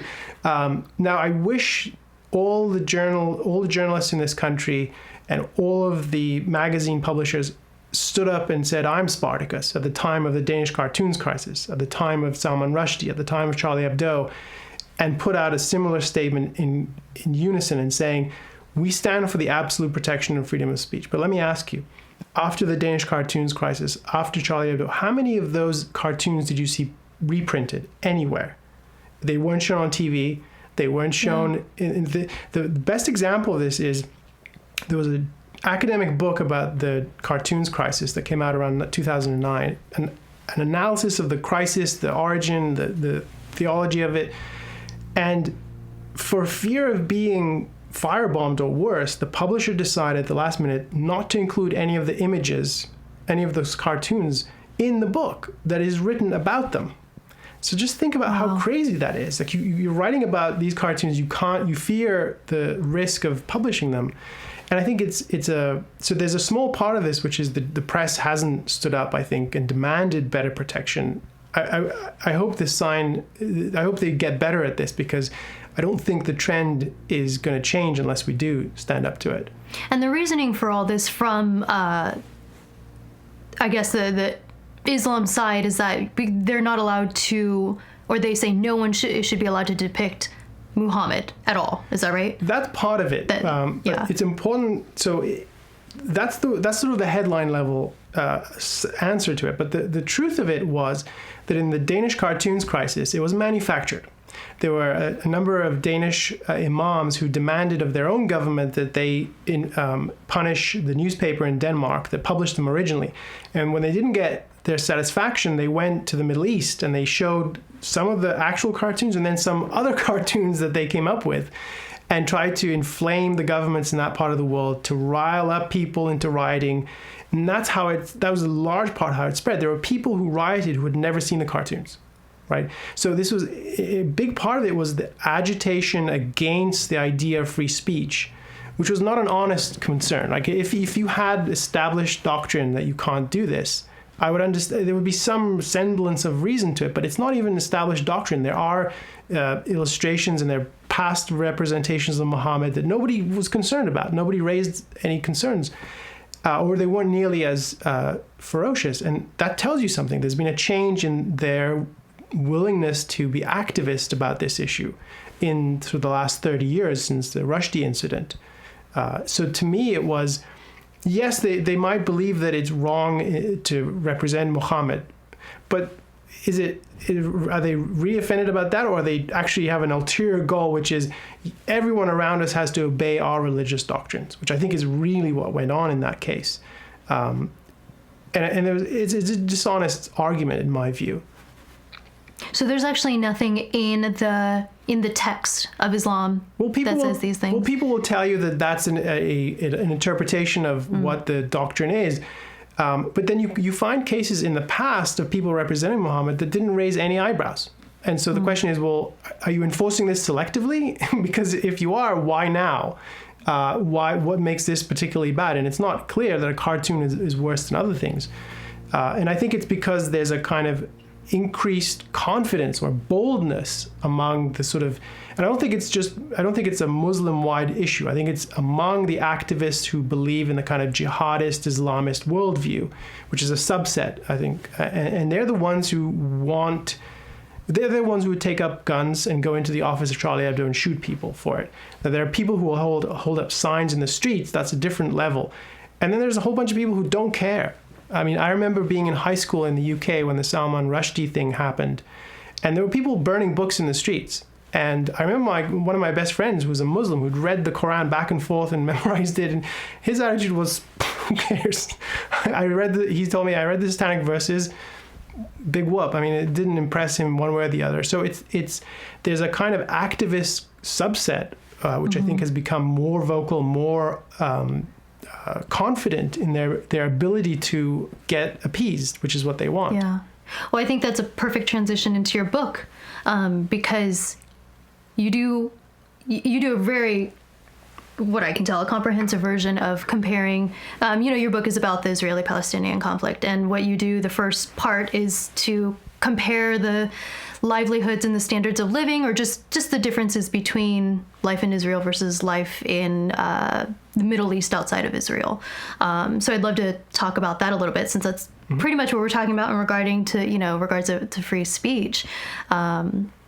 I mean, I guess on that note, what other cultural, political, just I guess overall differences? The way you worded it is essentially, why is Israel the outlier? Yeah. Of the Middle East? I think it's important for people to think about the Israel-Palestinian conflict and just the Middle East generally from the perspective of individual lives matter. That's the starting from a moral perspective, and that means a good society is one, as we talked about earlier, the kind of society that lets you live according to your judgment and pursue your goals and be able to thrive. And if that's your moral framework, then we really need to rethink our approach to the Israeli-Palestinian conflict. And part of what I try to get people to see is, if you view it from the perspective of what kind of society would you, the reader, prefer to live in, and why, and think about that. Israel is an outlier in that region, and I think it's more akin to the kind of society we have today in the US and in Western Europe. It's an outlier because in its fundamentals, it is a free society. Now, I have a lot of criticisms of Israel's society. I wish it were freer. I think there's too much religion in their government. But fundamentally, it's free. And it is a stark contrast to the kind of societies all around it in the region. And that has real life, personal significance to the lives of people in those societies. So growing up in Israel, you have opportunities and freedoms, and you're able to do things with your life that you just could not imagine doing in Saudi Arabia, for example. So in Israel, if you're a woman growing up, you could start a company, right? You could be on TV. You could be a journalist. You could actually write what you think. No one's going to tell you what to put in the newspaper. You could be the prime minister. Actually, don't women have to serve in the IDF as well? Yeah, many women are called in to serve in the IDF. The IDF is Israeli Defense Forces. But if you're in Saudi Arabia, for example, and you're a woman, you don't get to choose your career. Your guardian, who is either your father, your uncle, your brother, or even if you have a son, your son gets to decide these things. You are, in a sense, a ward or a child. It's infantilizing, right? So they get to decide if you get to leave the house. They get to decide if you're allowed to marry, whom you're allowed to marry, what kind of job you're allowed to have, whether you're allowed to leave the country, whether you can sign a contract, get a passport. Your life is really subordinated to some man in your family, however distant a relation it is. And the kind of things you can aspire to do. Can you be the prime minister of Saudi Arabia? No, it's the absolute monarchy. Can you start a company? I don't think it's going to be very easy for you, given that you have to get through all these hoops. And then how are you going to sell things to men, right? You're not allowed to be in the company of a man you're unrelated to. There's so many obstacles in the way of people living. And what unites the problem in Saudi Arabia is the absence of freedom. It's not a free society. It's a very controlled, religiously totalitarian monarchy that tells people what you think, what you want, doesn't matter. To hell with that. And that is a huge moral issue. It means that the lives of people in Saudi Arabia are that much poorer spiritually and materially than they would be in a freer society. And so that's just one contrast, but it's true relative to all the other countries in the Middle East that Israel is by far the freest country in that part of the world. And that should be part of our moral thinking about its character. What does that mean? And the argument I present in the book is that we should use that standard of freedom to evaluate Israel's character and its policies and its deeds, but also the same standard to apply to the Palestinian movement, which is an ideological political enterprise that seeks or claims to seek to liberate the Palestinian people or right wrongs done to them. And I distinguish the Palestinian people from the Palestinian movement. There's overlap. A lot of Palestinians support the movement, and a remarkable, overwhelming number do, but not everyone does. And the ideological political movement that is the Palestinian movement is essentially a dictatorship seeking territory. I mean, it is cut from the same cloth as the Saudi Arabia regime, as the Iranian regime, as the Jordanian regime. It's a combination of factions, some of whom are theocratic, like Iran or Saudi Arabia, some of whom are dictatorial, like what Saddam Hussein's regime was or what Syria is today. And what they've been doing over the last 70 plus years as a movement is seeking to undermine Israel as a free society and liberated by, and I put that in scare quotes, but what they mean is to eliminate that society and replace it with something that dominates people, that subjugates people, that takes freedom and destroys it and makes people's lives, it basically enslaves people politically in the way that, if you lived under Assad in Syria before the civil war, if you live today in Jordan or Egypt, the kind of control you have over your life is negligible, and the opportunities you have to thrive are minimal. Economically, those societies are basket cases. They really don't register technologically and scientifically in terms of achievements. And that's because of how bad those governments are. They're very controlled. And the contrast is with Israel, which is, for all its faults, it's a society that leaves people largely free. And it has become a technological, economic, and scientific dynamo. The number of scientific articles that come out of Israel per capita is on par with the US and the United Kingdom, which are really advanced societies. And we were talking before we were shooting about the size of Israel. You were saying it's comparable to New Jersey, only about a mile wide, which is insane. It's not a mile wide. It's like an hour drive. Oh, I'm sorry. That's what you said. A mile would be. In some places it's very, very narrow, but it depends how fast you drive. Yeah. But the important thing is that is to view the two sides from the same standard and say, well, look, if you really care about human life and progress and the ability of an individual to make the best of their life and thrive, what kind of society, what kind of ideas lead to that? And the answer I give is it's a free society to the extent you can develop it. What the Palestinian movement seeks to do is not create a free society. And we know that based on not just what they've put in their manifestos and their speeches but we've seen it in action to the extent they've had control over territory, the beginnings of a state since 1994. And the tragedy is some of the worst victims of the Palestinian movement, the obvious ones are the Israelis who've been harmed in various attacks and wars and so forth. That people recognize.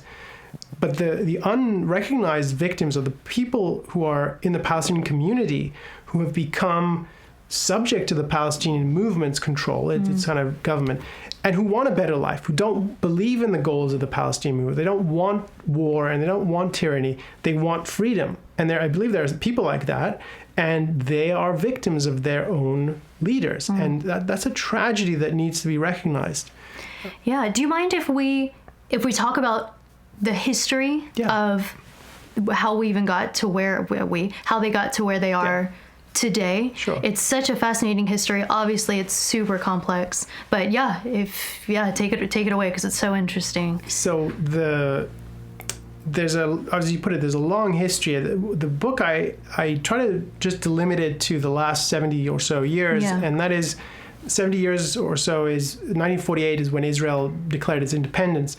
I talk a little bit about the period before that, but the basic gist of the history is around the turn of the century, the turn of the 20th century. In Europe, the climate for Jews became really oppressive, and you probably know about some of the pogroms or the persecution of Jews in Russia. In other countries in Europe, it was really bad. And of course, the middle of the 20th century, we see the rise of Nazism and their takeover of Europe. So the whole climate became really untenable. And there were people saying, well, we need a solution to this. And one of the solutions was, let's create a country where we don't have to live with this kind of oppression. And that was the Zionist movement. So people have heard about this issue. And the Zionist movement is a kind of, it's a miscellaneous, all kinds of views movement. It's a big tent. And some of them were more rational than others. Some of them were cuckoo crazy. And it's important to recognize that there's that variation among them. But I think the better among them were interested in a society that is basically free. And that is the vision they set up. What happens in the early decades of the 20th century is there's a lot of kind of political changes in that part of the world. The major player that ruled it was the Ottoman Empire, and it crumbles after World War I. The British and French roll in. Basically, the British take over what is now Israel. It was just called Palestine, and they were given a mandate under the League of Nations, which came before the UN. And basically, the goal is to create a society for the Jewish people, and the British would leave, and the Jews would have a country, and at the same time, it would be a country that treated all its subjects equally. So there wouldn't be Jews are above the Arabs. It would be everyone would have equal rights, basically. There's a lot of friction over that for a number of decades, and the population there, the Arab, and Arab is a difficult term to pin down, but it's basically mostly Muslims, some Christians, and various other subgroups. Some of them were really unhappy, and their leaders in particular were unhappy because what they wanted was their own kind of fiefdom, their own kind of society that they would rule. It came to a head in 1948 with a war in which there was a deal where Israel and the Arabs, there would be two countries. This was called the partition plan, basically. And it came to a head where the Arab states nearby and the Arab leadership inside rejected that deal. Israel accepted the deal, and there was the war of independence, basically. So the war led to Israel becoming its own society, and the Arabs who rejected the state didn't get the state they wanted because they turned down that offer. So what you have is a society now in that part of the world that is, I think, they had a lot of strange views. They were less free at the beginning than they were decades later. Some of them were socialists. They screwed up the economy over the period of time. The Arabs? No, the Jews, the leadership of the new state of Israel. But the upshot is that the countries that invaded Israel in the war of 1948 were claiming that they're fighting for a Palestinian state. And the fact is that that's really not what they were after. They were after taking over the land that was very appealing militarily and economically because it led on to the Mediterranean Sea, and there's all kinds of commercial applications for it. So there's this mythology that the war of the 5 Arab nations invaded to abort Israel at its independence. The story is it was for the sake of the Palestinian people. And in fact, the invading armies didn't care about the people in Palestine, the Arab populations. They treated them badly during the war.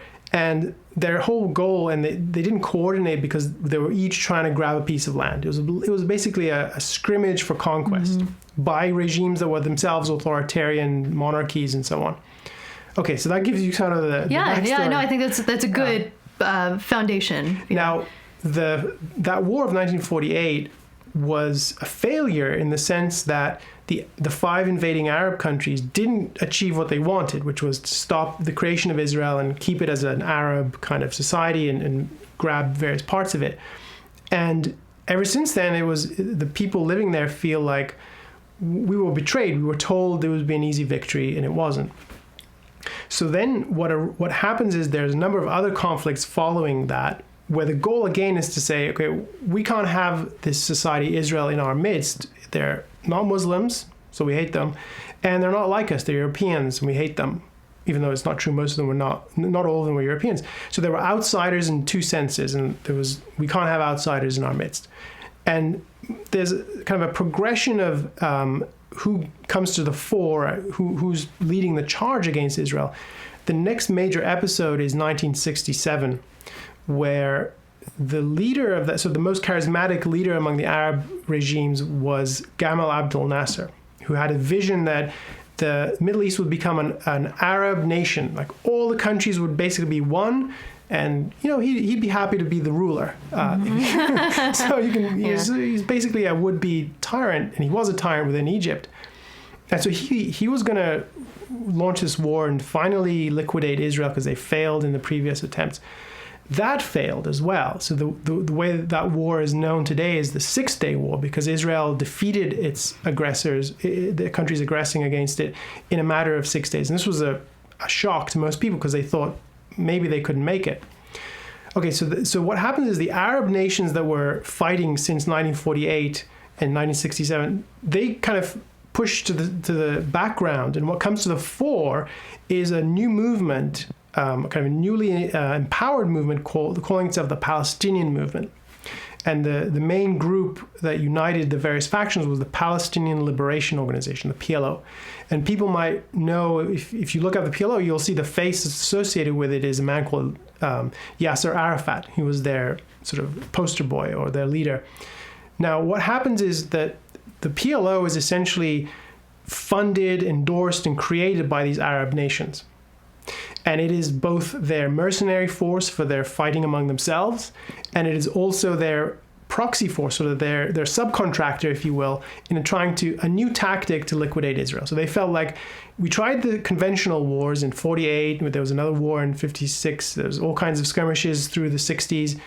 And then 67, we tried a conventional war, we failed. So let's try a new kind of military tactic. And this was sort of the guerrilla warfare tactic, which they saw in Vietnam beginning to come out in the fore. And they said, well, let's try that. Here we have a bunch of scrappy so-called freedom fighters, the Palestinian guerrillas, and we'll put them on center stage and we'll have them be the ones fighting Israel. Now, what happens is that this gives the whole conflict a very different moral perspective for many people.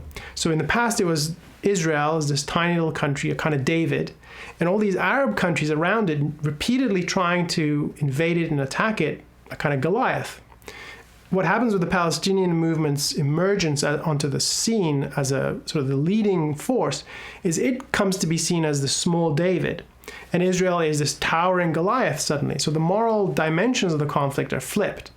And ever since then, the Palestinian movement has been claiming that all it's after is righting wrongs against the Palestinian people. And in fact, what it's been doing is trying different strategies and tactics to liquidate Israel. Some of it is through fighting over the border with Jordan or from Lebanon, and some of it is through terror tactics. And so that brings you through to about 1990, 95 or so. And there's a 94, there's a peace agreement that's signed and leads to the creation of a Palestinian state, or interim state, something that will eventually become an independent sovereign state. This is called the Palestinian Authority. So the deal is Israel gives some land to the Palestinian movement, and they create the state, and they rule the people in it, and Israel is there. So in effect, it's, you said you wanted a state, here you go, let's see if this works out. And the vision for that was two states living side by side in peace and coexistence. The story didn't turn out that way.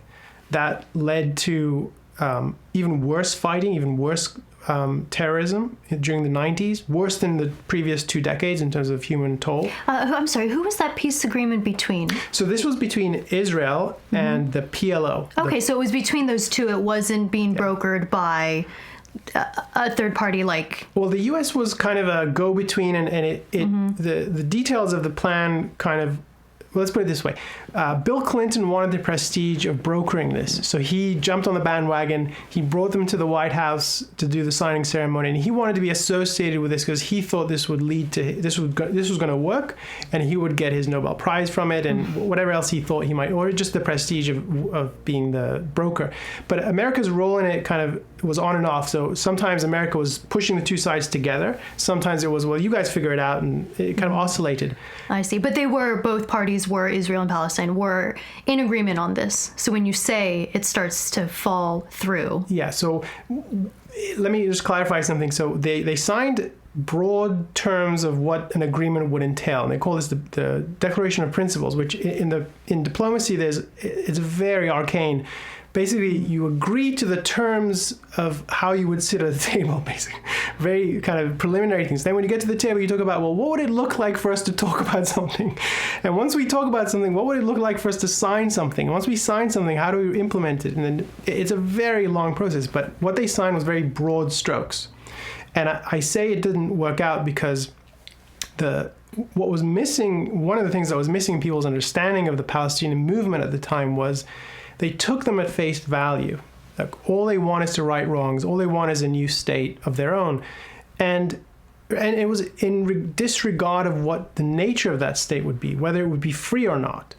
And what happened is that the Palestinian movement never really gave up on the goal of its sort of militant goal of destroying Israel as a free society and creating a dictatorial society of its own.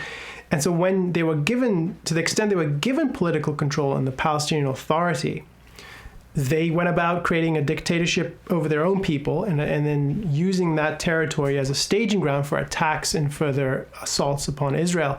So it fell apart very quickly, and there were many attempts to patch the agreements and add more, because it rolled out in phases. And what that led to is by the 2000s, so about 7 years into this agreement, there is one last-ditch effort. And this is Bill Clinton summons Arafat and the Israeli prime minister at the time to Camp David, where he has his vacation home. He said, okay, we're going to do this. We're going to break down all the barriers between you guys. We're going to come to an agreement, which is, at that point, it's kind of crazy, because what they've done is they've created a new kind of terrorist state, the Palestinian Authority. And it was really terrible for its own people. Like, they had no freedom. They were subject to Arafat as a dictator. And that was not going away. So it was already a foolish enterprise, but it didn't. So they offered more land, more territory as part of this land for peace deal. What happened is that fell apart, that attempt to reach a final solution in 2000. And that led to an even worse uprising, a Palestinian, in fact, they call it a second uprising or intifada, but better description for it was a terror war. And this is the turning point in the conflict in this sense. This is a little bit inside baseball, but I promise it gets to an important point. I'm interested. No. What's important at this point in the sort of 90s and 2000s is there was always friction within the Palestinian movement over what ideas they stood for. So for a long time, it was a kind of Marxist, Leninist, nationalist or racist kind of view, where we would have a Palestinian national homeland, and they were literally Marxist-Leninist thinkers. But at the same time, there was in the 80s, they sprang up as part of a regional development, Hamas, or the Islamic Resistance Movement, which is a jihadist group within Palestine. It's an offshoot of the Muslim Brotherhood, and it's backed, or has been backed at various times, by Iran. Now, this group comes and challenges the leadership of the Palestinian Authority and says, you guys are sellouts. So just imagine, the Palestinian leadership, which is waging this terror war and created its own dictatorship, and the Islamists come along and says, you guys are sellouts, you're not strong enough, you're not committed enough to the goal of liquidating Israel. It sounds crazy even to say it in those terms, right? But that's really what the conflict was over.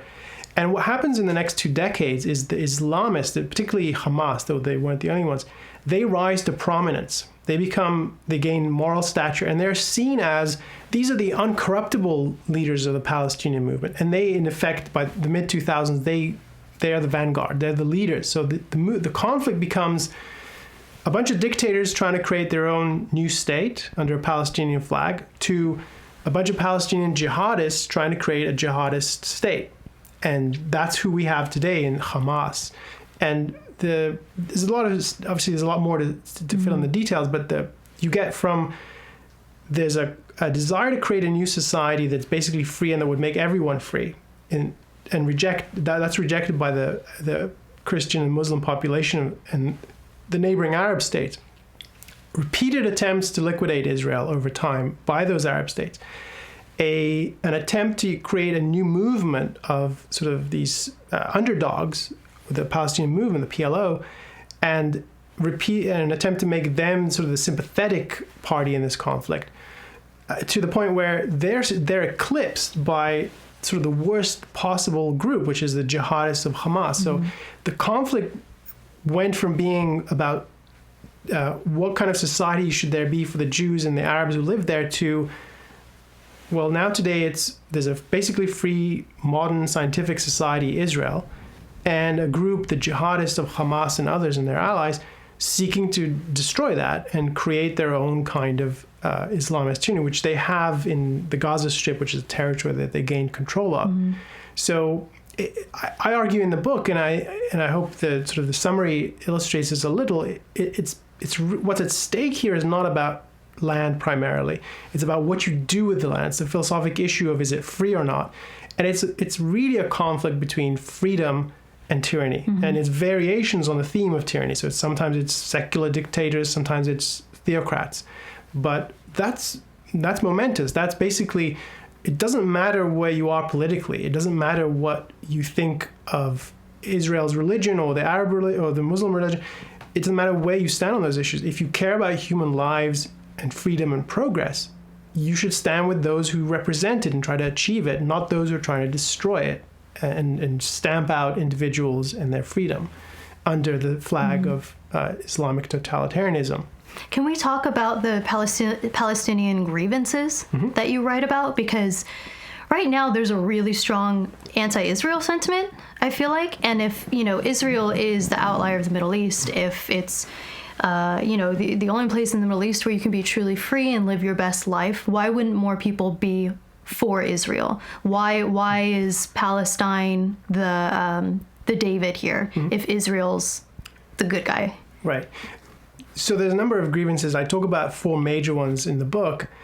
I think but before we get to that, I think part of the answer to your question is why aren't more people on Israel's side? I think there's 2 parts to that. Some of it is the grievances and people's feeling that, well, maybe the Palestinians have something on their side. And I think that takes some thought and figuring out. I think there are issues to be dealt with. I don't dismiss them at all.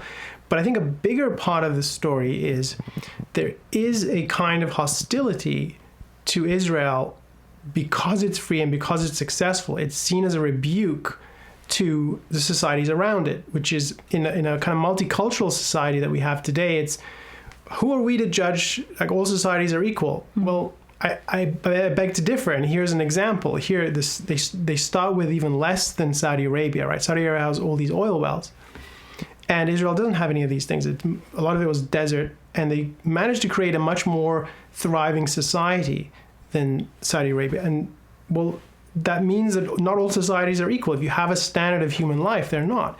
So I think sort of in North America and Europe, a big part of the issue is there is dislike for the fact that Israel is successful. And then there's other layers to it. Some of it comes, there are people who are anti-Semitic and anti-Israel for sort of religious and secular reasons, religious and racist reasons. And that feeds into it, but I don't think that's the whole story. So there's that part of it, the fact that it's successful and is a rebuke.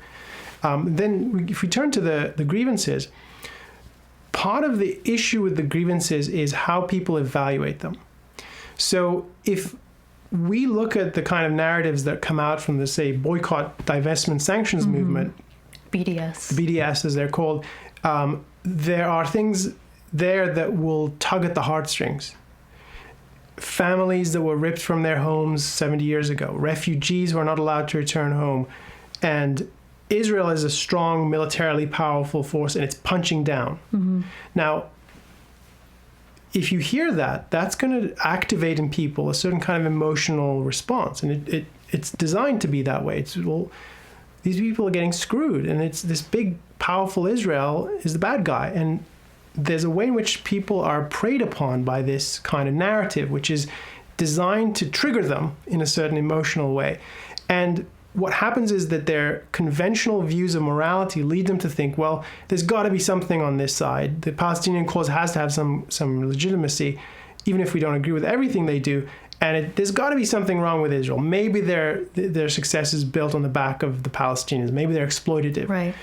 But that's not a rational way to think about things. That is not what justice would tell you to do. Justice would tell you to look at the facts and look at the actual grievances and evaluate them by the standard of freedom. Like, who has someone's freedom been violated, their individual rights been violated? So some of the grievances have to do with the war of 1948, which I mentioned. Some of them have to do with current policy about how Israel treats land and confiscates land. So the big one, the one that the BDS movement talks about, is refugees and the taking of land at the origin. I would say that's what I had heard of the most.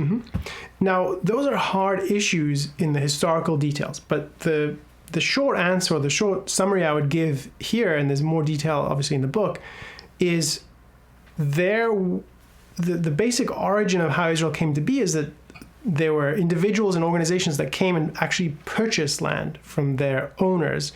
And in many cases, I think the owners were, as far as I know, they were the rightful owners. There were people living on that land as tenants or sharecroppers in effect. And some of them were really unhappy about being told to go and work somewhere else because that's where they lived. But though many of them were offered compensation as a result. Now, when you get into the details of this, the question is, has that person's right being violated? Well, I don't think if you rent an apartment and the apartment building is sold to a new owner and they raise the rent, or they say, well, we're renovating, everyone has to leave when their lease expires, has your right been violated? I think the answer to that is no, unless the contract says you need more notice, or unless the contract says you can't raise the rent or something like that. So you have cases like that back at the origin of Israel and how it acquired the land. And so it's not a case of the land being stolen in the strict legal sense of what you would describe as they had rights to this property and then it was taken from them.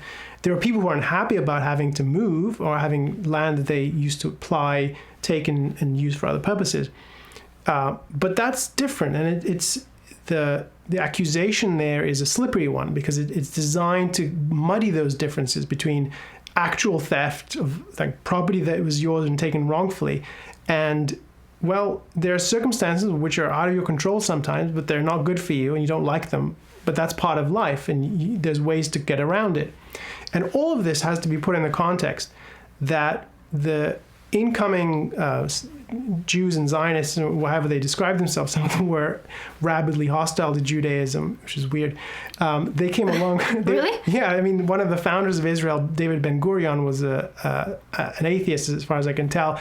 He didn't want to. He respected the Bible. He wouldn't swear an oath to it. He didn't observe the Jewish customs. He was a very ardent socialist, so you could imagine that. Oh, interesting. Yeah. But what happens is that this is in the context of incredible economic development of the area, which new factories that Arabs there are developing themselves, not just that the Jews are creating, and the establishment of new medical facilities. Yeah, you talk about the standard of living. Right, there's a huge spike in the standard of living, and the Arab population grows substantially over the first few decades because the quality of healthcare and food and sanitation improves. So this isn't a climate where the society is being improved materially. In the run-up to the creation of Israel. So there's some hard cases to deal with in this context, but I think the bottom line is Israel was founded on purchased land, essentially, not stolen land. That's one of the big issues. The case with refugees is, again, it's more, there's a lot of details. I'm not giving the full answer, but the basic issue is in the War of 48 that I mentioned, where the Arab states, as part of that war, invaded with the goal of, okay, we're getting rid of this Israel, we're going to grab the land and create our own fiefdoms. As part of that, a lot of people left their homes to avoid fighting. And this happens in every war. You could see it now in Syria. This is one of the worst humanitarian refugee crises in recent memory, almost as bad as World War II. It's a natural and unavoidable part of war. The question is, who's to blame for the war? Because then those are the people culpable for the fact of refugees. And in my argument is, basically it's who instigates the war. It's the leaders within and the armies without who invaded, who caused this war to come about. Within this, there are claims and subclaims about Israeli forces. They weren't quite Israeli, but what became Israeli forces causing villagers to leave their home at gunpoint, basically, and saying, well, you have to leave. Now, there are cases of that documented. And the question is, was that part of a concerted plan to make them leave, or was it military necessity in given circumstances? And I think the evidence is there was no overall plan to kick them out. In fact, I think there are many cases of the Israeli population asking and encouraging the Arabs to stay in where they were. But there were cases of military groups and battalions clearing out villages because they didn't want potentially hostile groups at their flank. And it's one of those things that happens out of, it's a tactical step you have to do. And those people, some of them never got to go back to their homes. And that's sad. And it's very bad. Now, the history of the refugees is itself, it deserves its own book. And I don't have the room in my book to deal with it at length. But part of the tragedy is that the refugees were not welcomed in the countries they went to. They were kept as refugees rather than resettled. And there was a deliberate goal behind that, which was to keep them as a kind of reminder to the world that Israel is responsible for these people not having their homes again, which is a real inversion of responsibility here, which is if you start a war and a bunch of people leave their homes and then some of them come to your territory, you're responsible for having started this problem and you should help solve it. What would happen if they did try to resettle in a neighboring country? Well, in one case, I think Jordan has allowed some of them to become citizens. It's one of the few countries that's true. But even there are still Palestinians who are, Lebanon's a good example where they weren't allowed to resettle, except they're kept in these camps or sort of small villages that are ramshackled. And they're not even allowed to work certain jobs. They're really kept back and in effect punished by the regimes that have taken them in. And again, it's purposely to keep this issue of the refugees alive, with the goal of imputing the guilt, or kind of casting aspersions against Israel. In fact, the idea of resettlement was the default view of many people, including the US at the time, but there was resistance to it from the Arab countries, from the origin of this, it's really heartbreaking, because in most cases of refugees, that's what happens. Either you're allowed to go back, for not always, rarely actually, or you find another place to start and make the best of your life, and you're one of the people who wars grind up, and it's tragedy. That's part of the horror of war. But the claim now isn't, so to take it honestly, you would have to say, well, let's understand the culpability for the war. Let's understand how these refugees became refugees, and who's responsible, who's to blame for that, and point the finger in the right direction, and demand of those groups, the Arab regimes that were involved, demand of them that they right this wrong. Instead of doing that, the Palestinian movement has made the refugee problem into this massive, so there were roughly 700,000, let's say, people at the time in 1948 who left their homes, maybe 770, let's say. And since then, partly through the way the UN accounts for them, and partly through the way the Palestinian movement has inflated this issue, today there are something like 5 million refugees. And defies human mortality, right? Because there are not more refugees from World War II today than there were after World War II. And the reason for that is the way they account for refugees is both people who at the time were left their homes and couldn't go back, and their descendants through the male line, and their children, and even adopted children. It's really strange accounting. So, interesting. What happens now, so what would it mean for the refugee problem to be resolved along the lines that the Palestinian movement would like it to be resolved? They want a right of return, which means all 5 million people who are defined as refugees would go back to where exactly? Some of them were never born there, some of them were. And this is a population that's been hard done by the people that hosted them, but also indoctrinated with really bad ideas and a real hostility to Israel. Now, Israel has done wrongs, and I talk about them in the book, but nothing remotely close to what these people have been told and have been encouraged to believe. And I think the refugee crisis, or problem as it is today, is it's a way of stopping the conflict from being resolved. Because so long as the demand is that all these 5 million people, many of whom are really hostile, would come back, it's not clear where they would go, what kind of society that would look like, how open they are to being in a free society and respecting the rights of other people. If you ask them, many of them would like to pull down Israel and collapse it. So it's a many-layered tragedy with a lot of dishonesty in the way people deal with it. So there are ways to resolve it. Like, you could talk about the people who are still alive today, who are refugees and through no fault of their own are refugees, and their homes are still there. They could actually go back to them, and they really want to live in a free society. They're not part of the Palestinian movement. You could come up with a rational context for how to resolve the Palestinian refugee problem.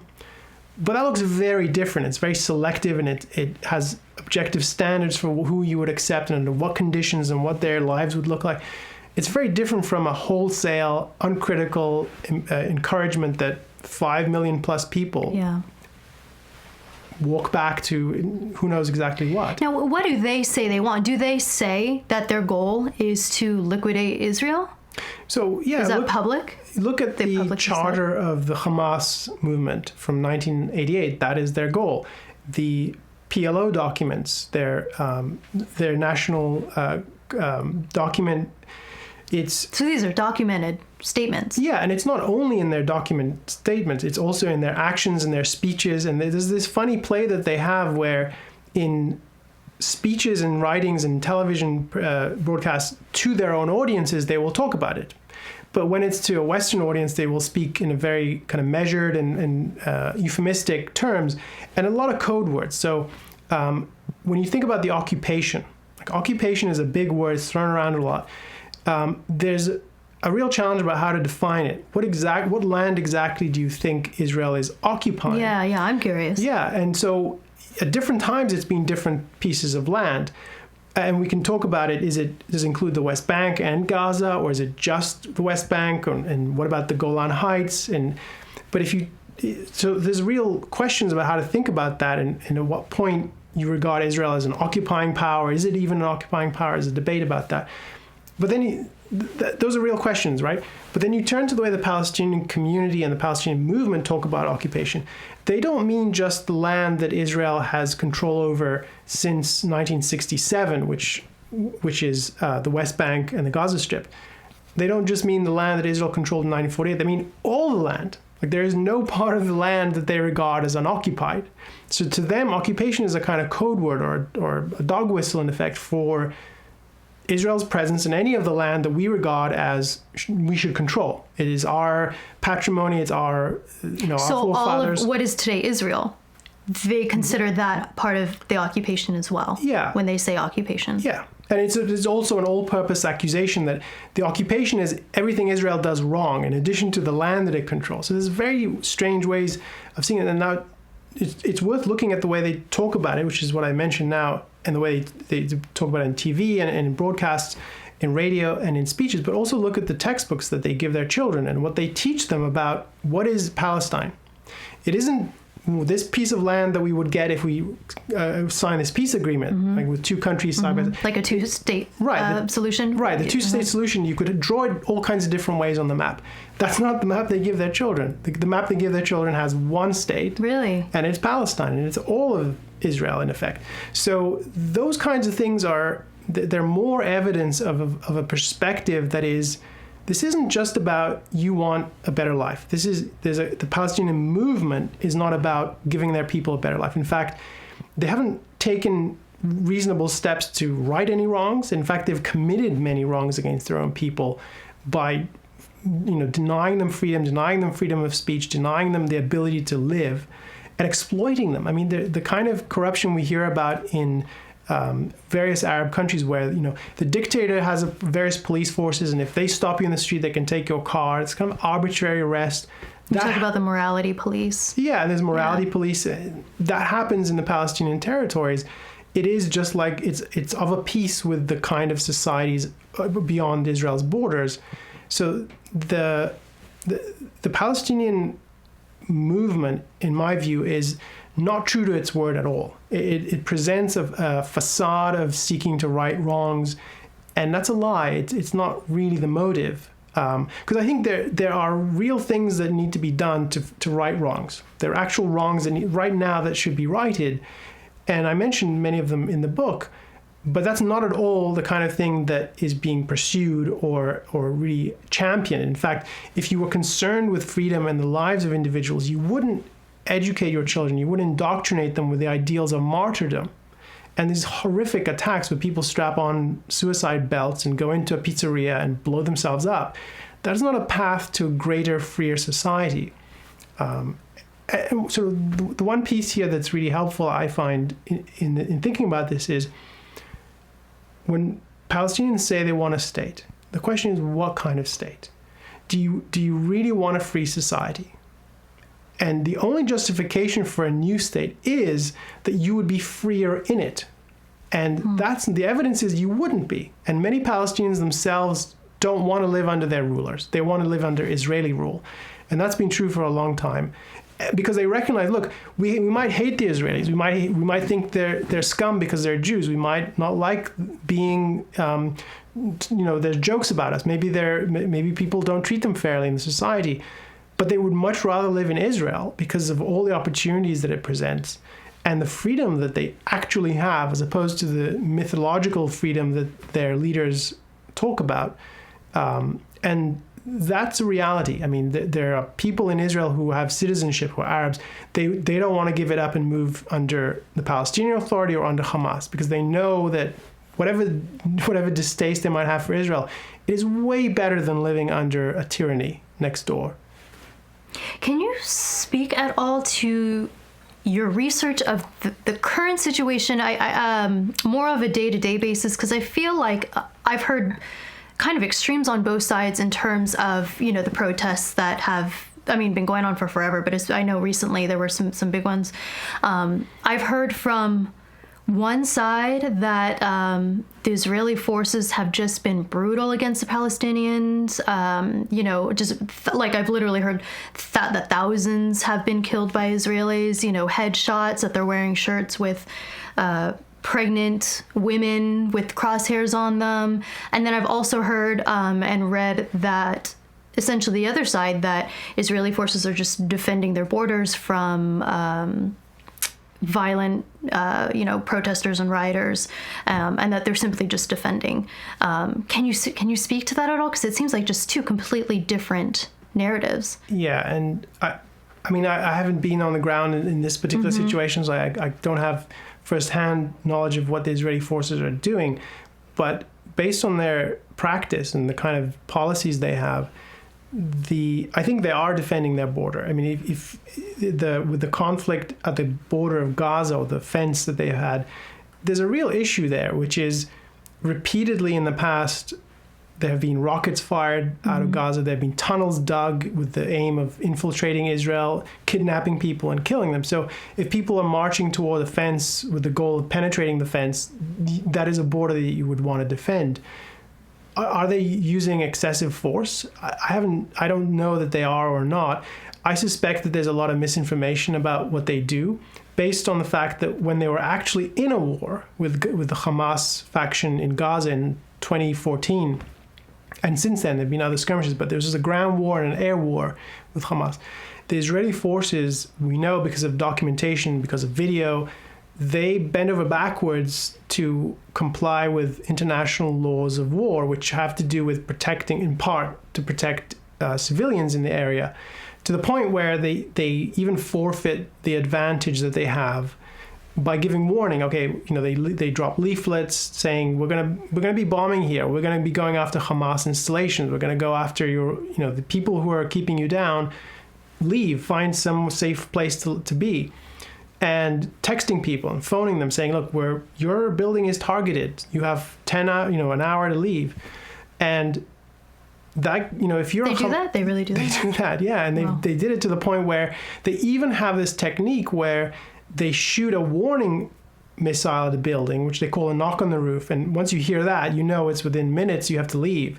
So they go to all these lengths to avoid civilian casualties, to the point where even they sacrifice their own security. So there's cases of ambushes that Hamas knows this and they take advantage of it.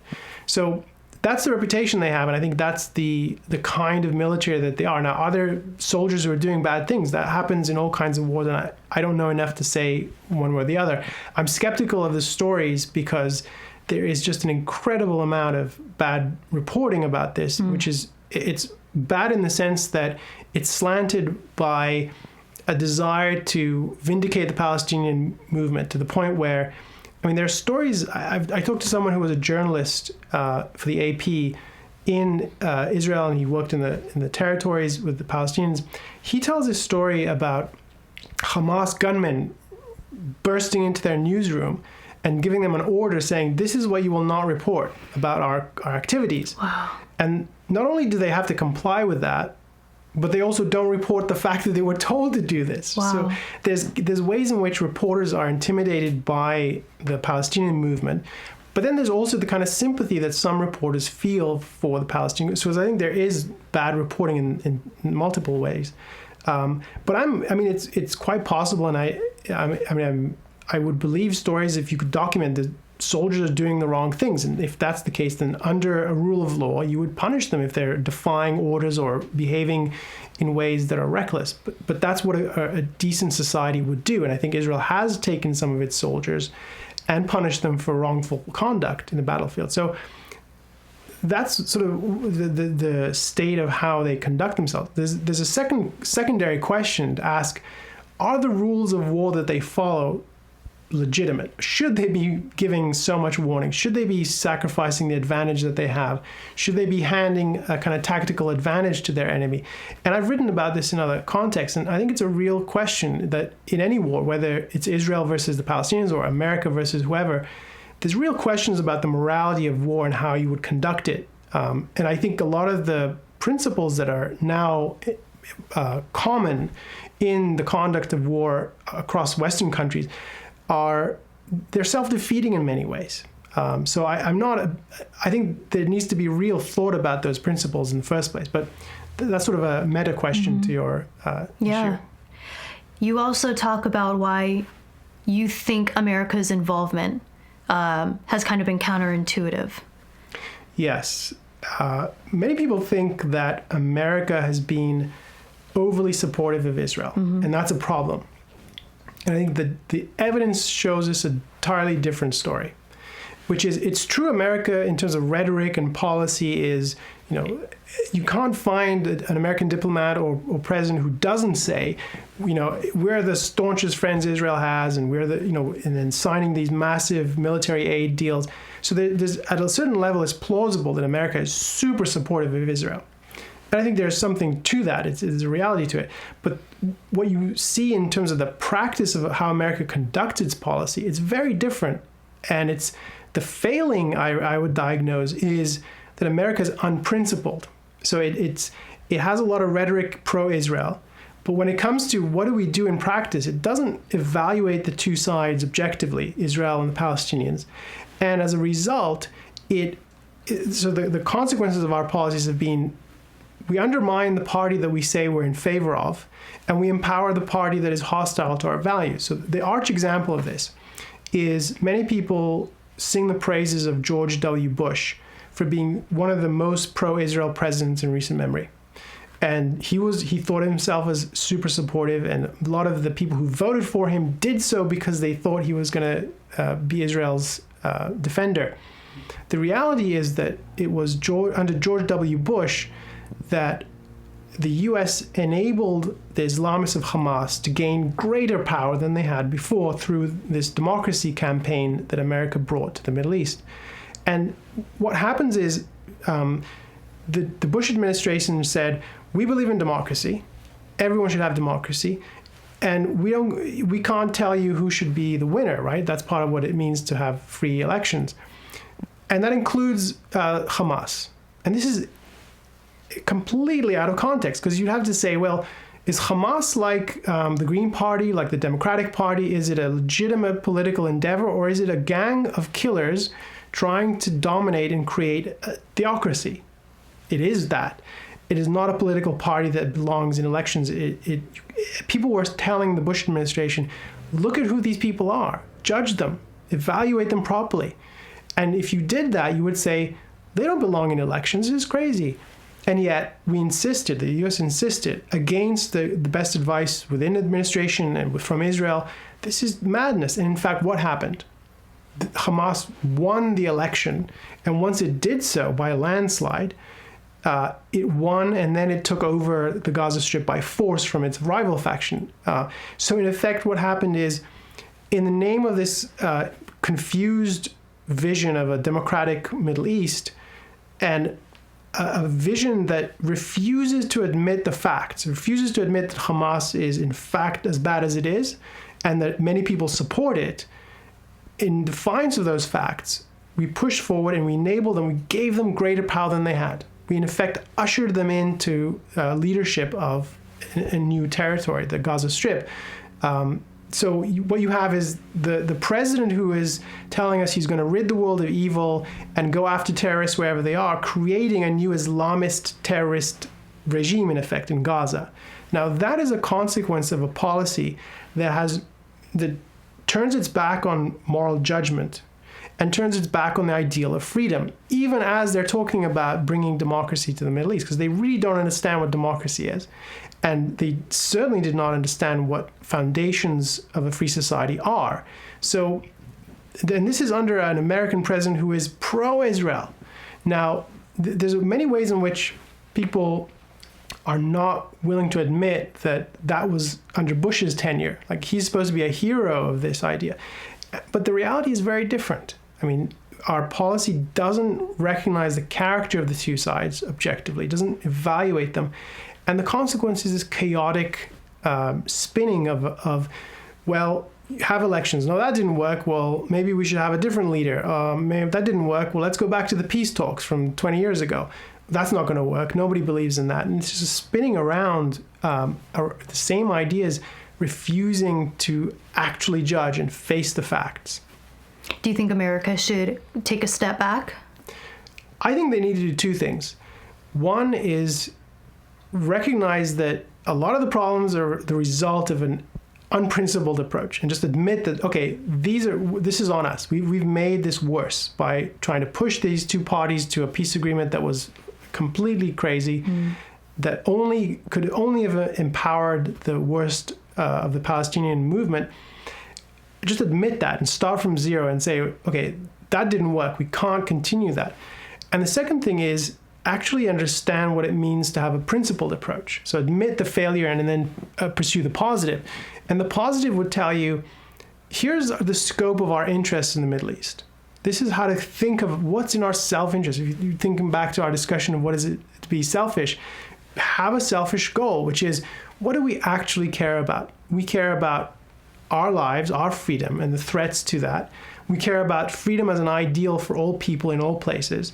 And we should be on this in our foreign policy. We should be on the side of those who want freedom, try to realize it and pursue it wherever they are, whether they're among the Palestinians, whether they're in Israel, whether they're sitting in jails in Saudi Arabia or in Iran in the streets.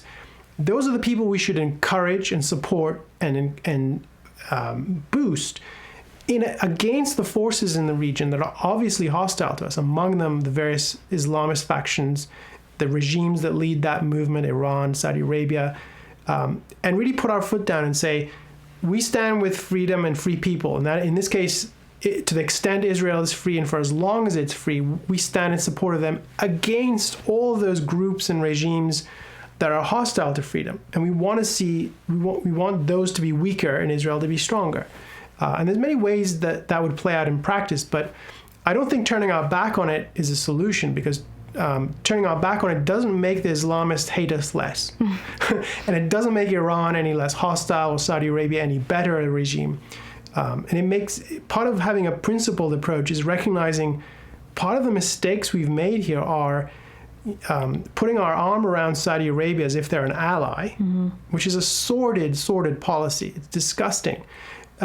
And treating Iran, now we're treating them more as an enemy, which is an improvement, but still not a principled perspective on what Iran is about.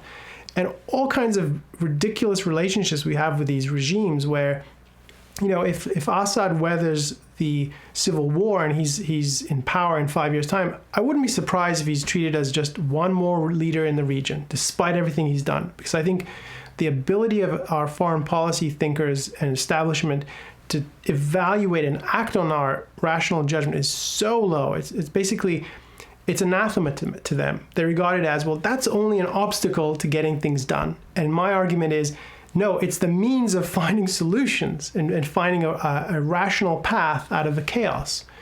So my answer is recognize the problem and then find the path to a better solution, which requires, it's a necessary condition that we take the ideal of freedom and the principle of justice seriously and use it in our thinking about not only Israel and the Palestinians, which is kind of a subset of the problem, but the whole Middle East, which is an embarrassing, chaotic mess which passes for policy. It's not really policy. Wow. Is there anything else to this topic that you wish more people knew? I mean, obviously, you wrote an entire book, breaking it down, but just simply put, if there was one, I guess, way you wish people would approach this conflict better? Yeah, I think I would ask people to do this, which is to think about what is important in their own lives. And if you think, so these are the sort of things that I care about. And I think a lot of people will share this, which is I'm for each individual having the opportunity to live and be free and live on their own judgment, pursue their own thriving. And that means whether they're a man or a woman, whether they're gay or straight, whether they're an atheist or a Christian or a Muslim or a Baha'i or whatever religion you follow, or no religion, whatever you stand for. If you believe in the value of the individual and they should have a good life and be free to pursue that, that should be a moral standard that you form in your thinking and think, okay, that means I'm for freedom. That means I'm from an individualist, free perspective on the world, and use that to think about the region and both the conflict, but also the region. And when they do that, they will come to very startling conclusions wherever they are politically. I think there are not enough people who recognize the actual oppression that occurs in the Middle East for religious groups, for individuals, for dissidents, for women, for gays. I mean, one of the tragedies of the Middle East is if you're born a woman or if you're born gay.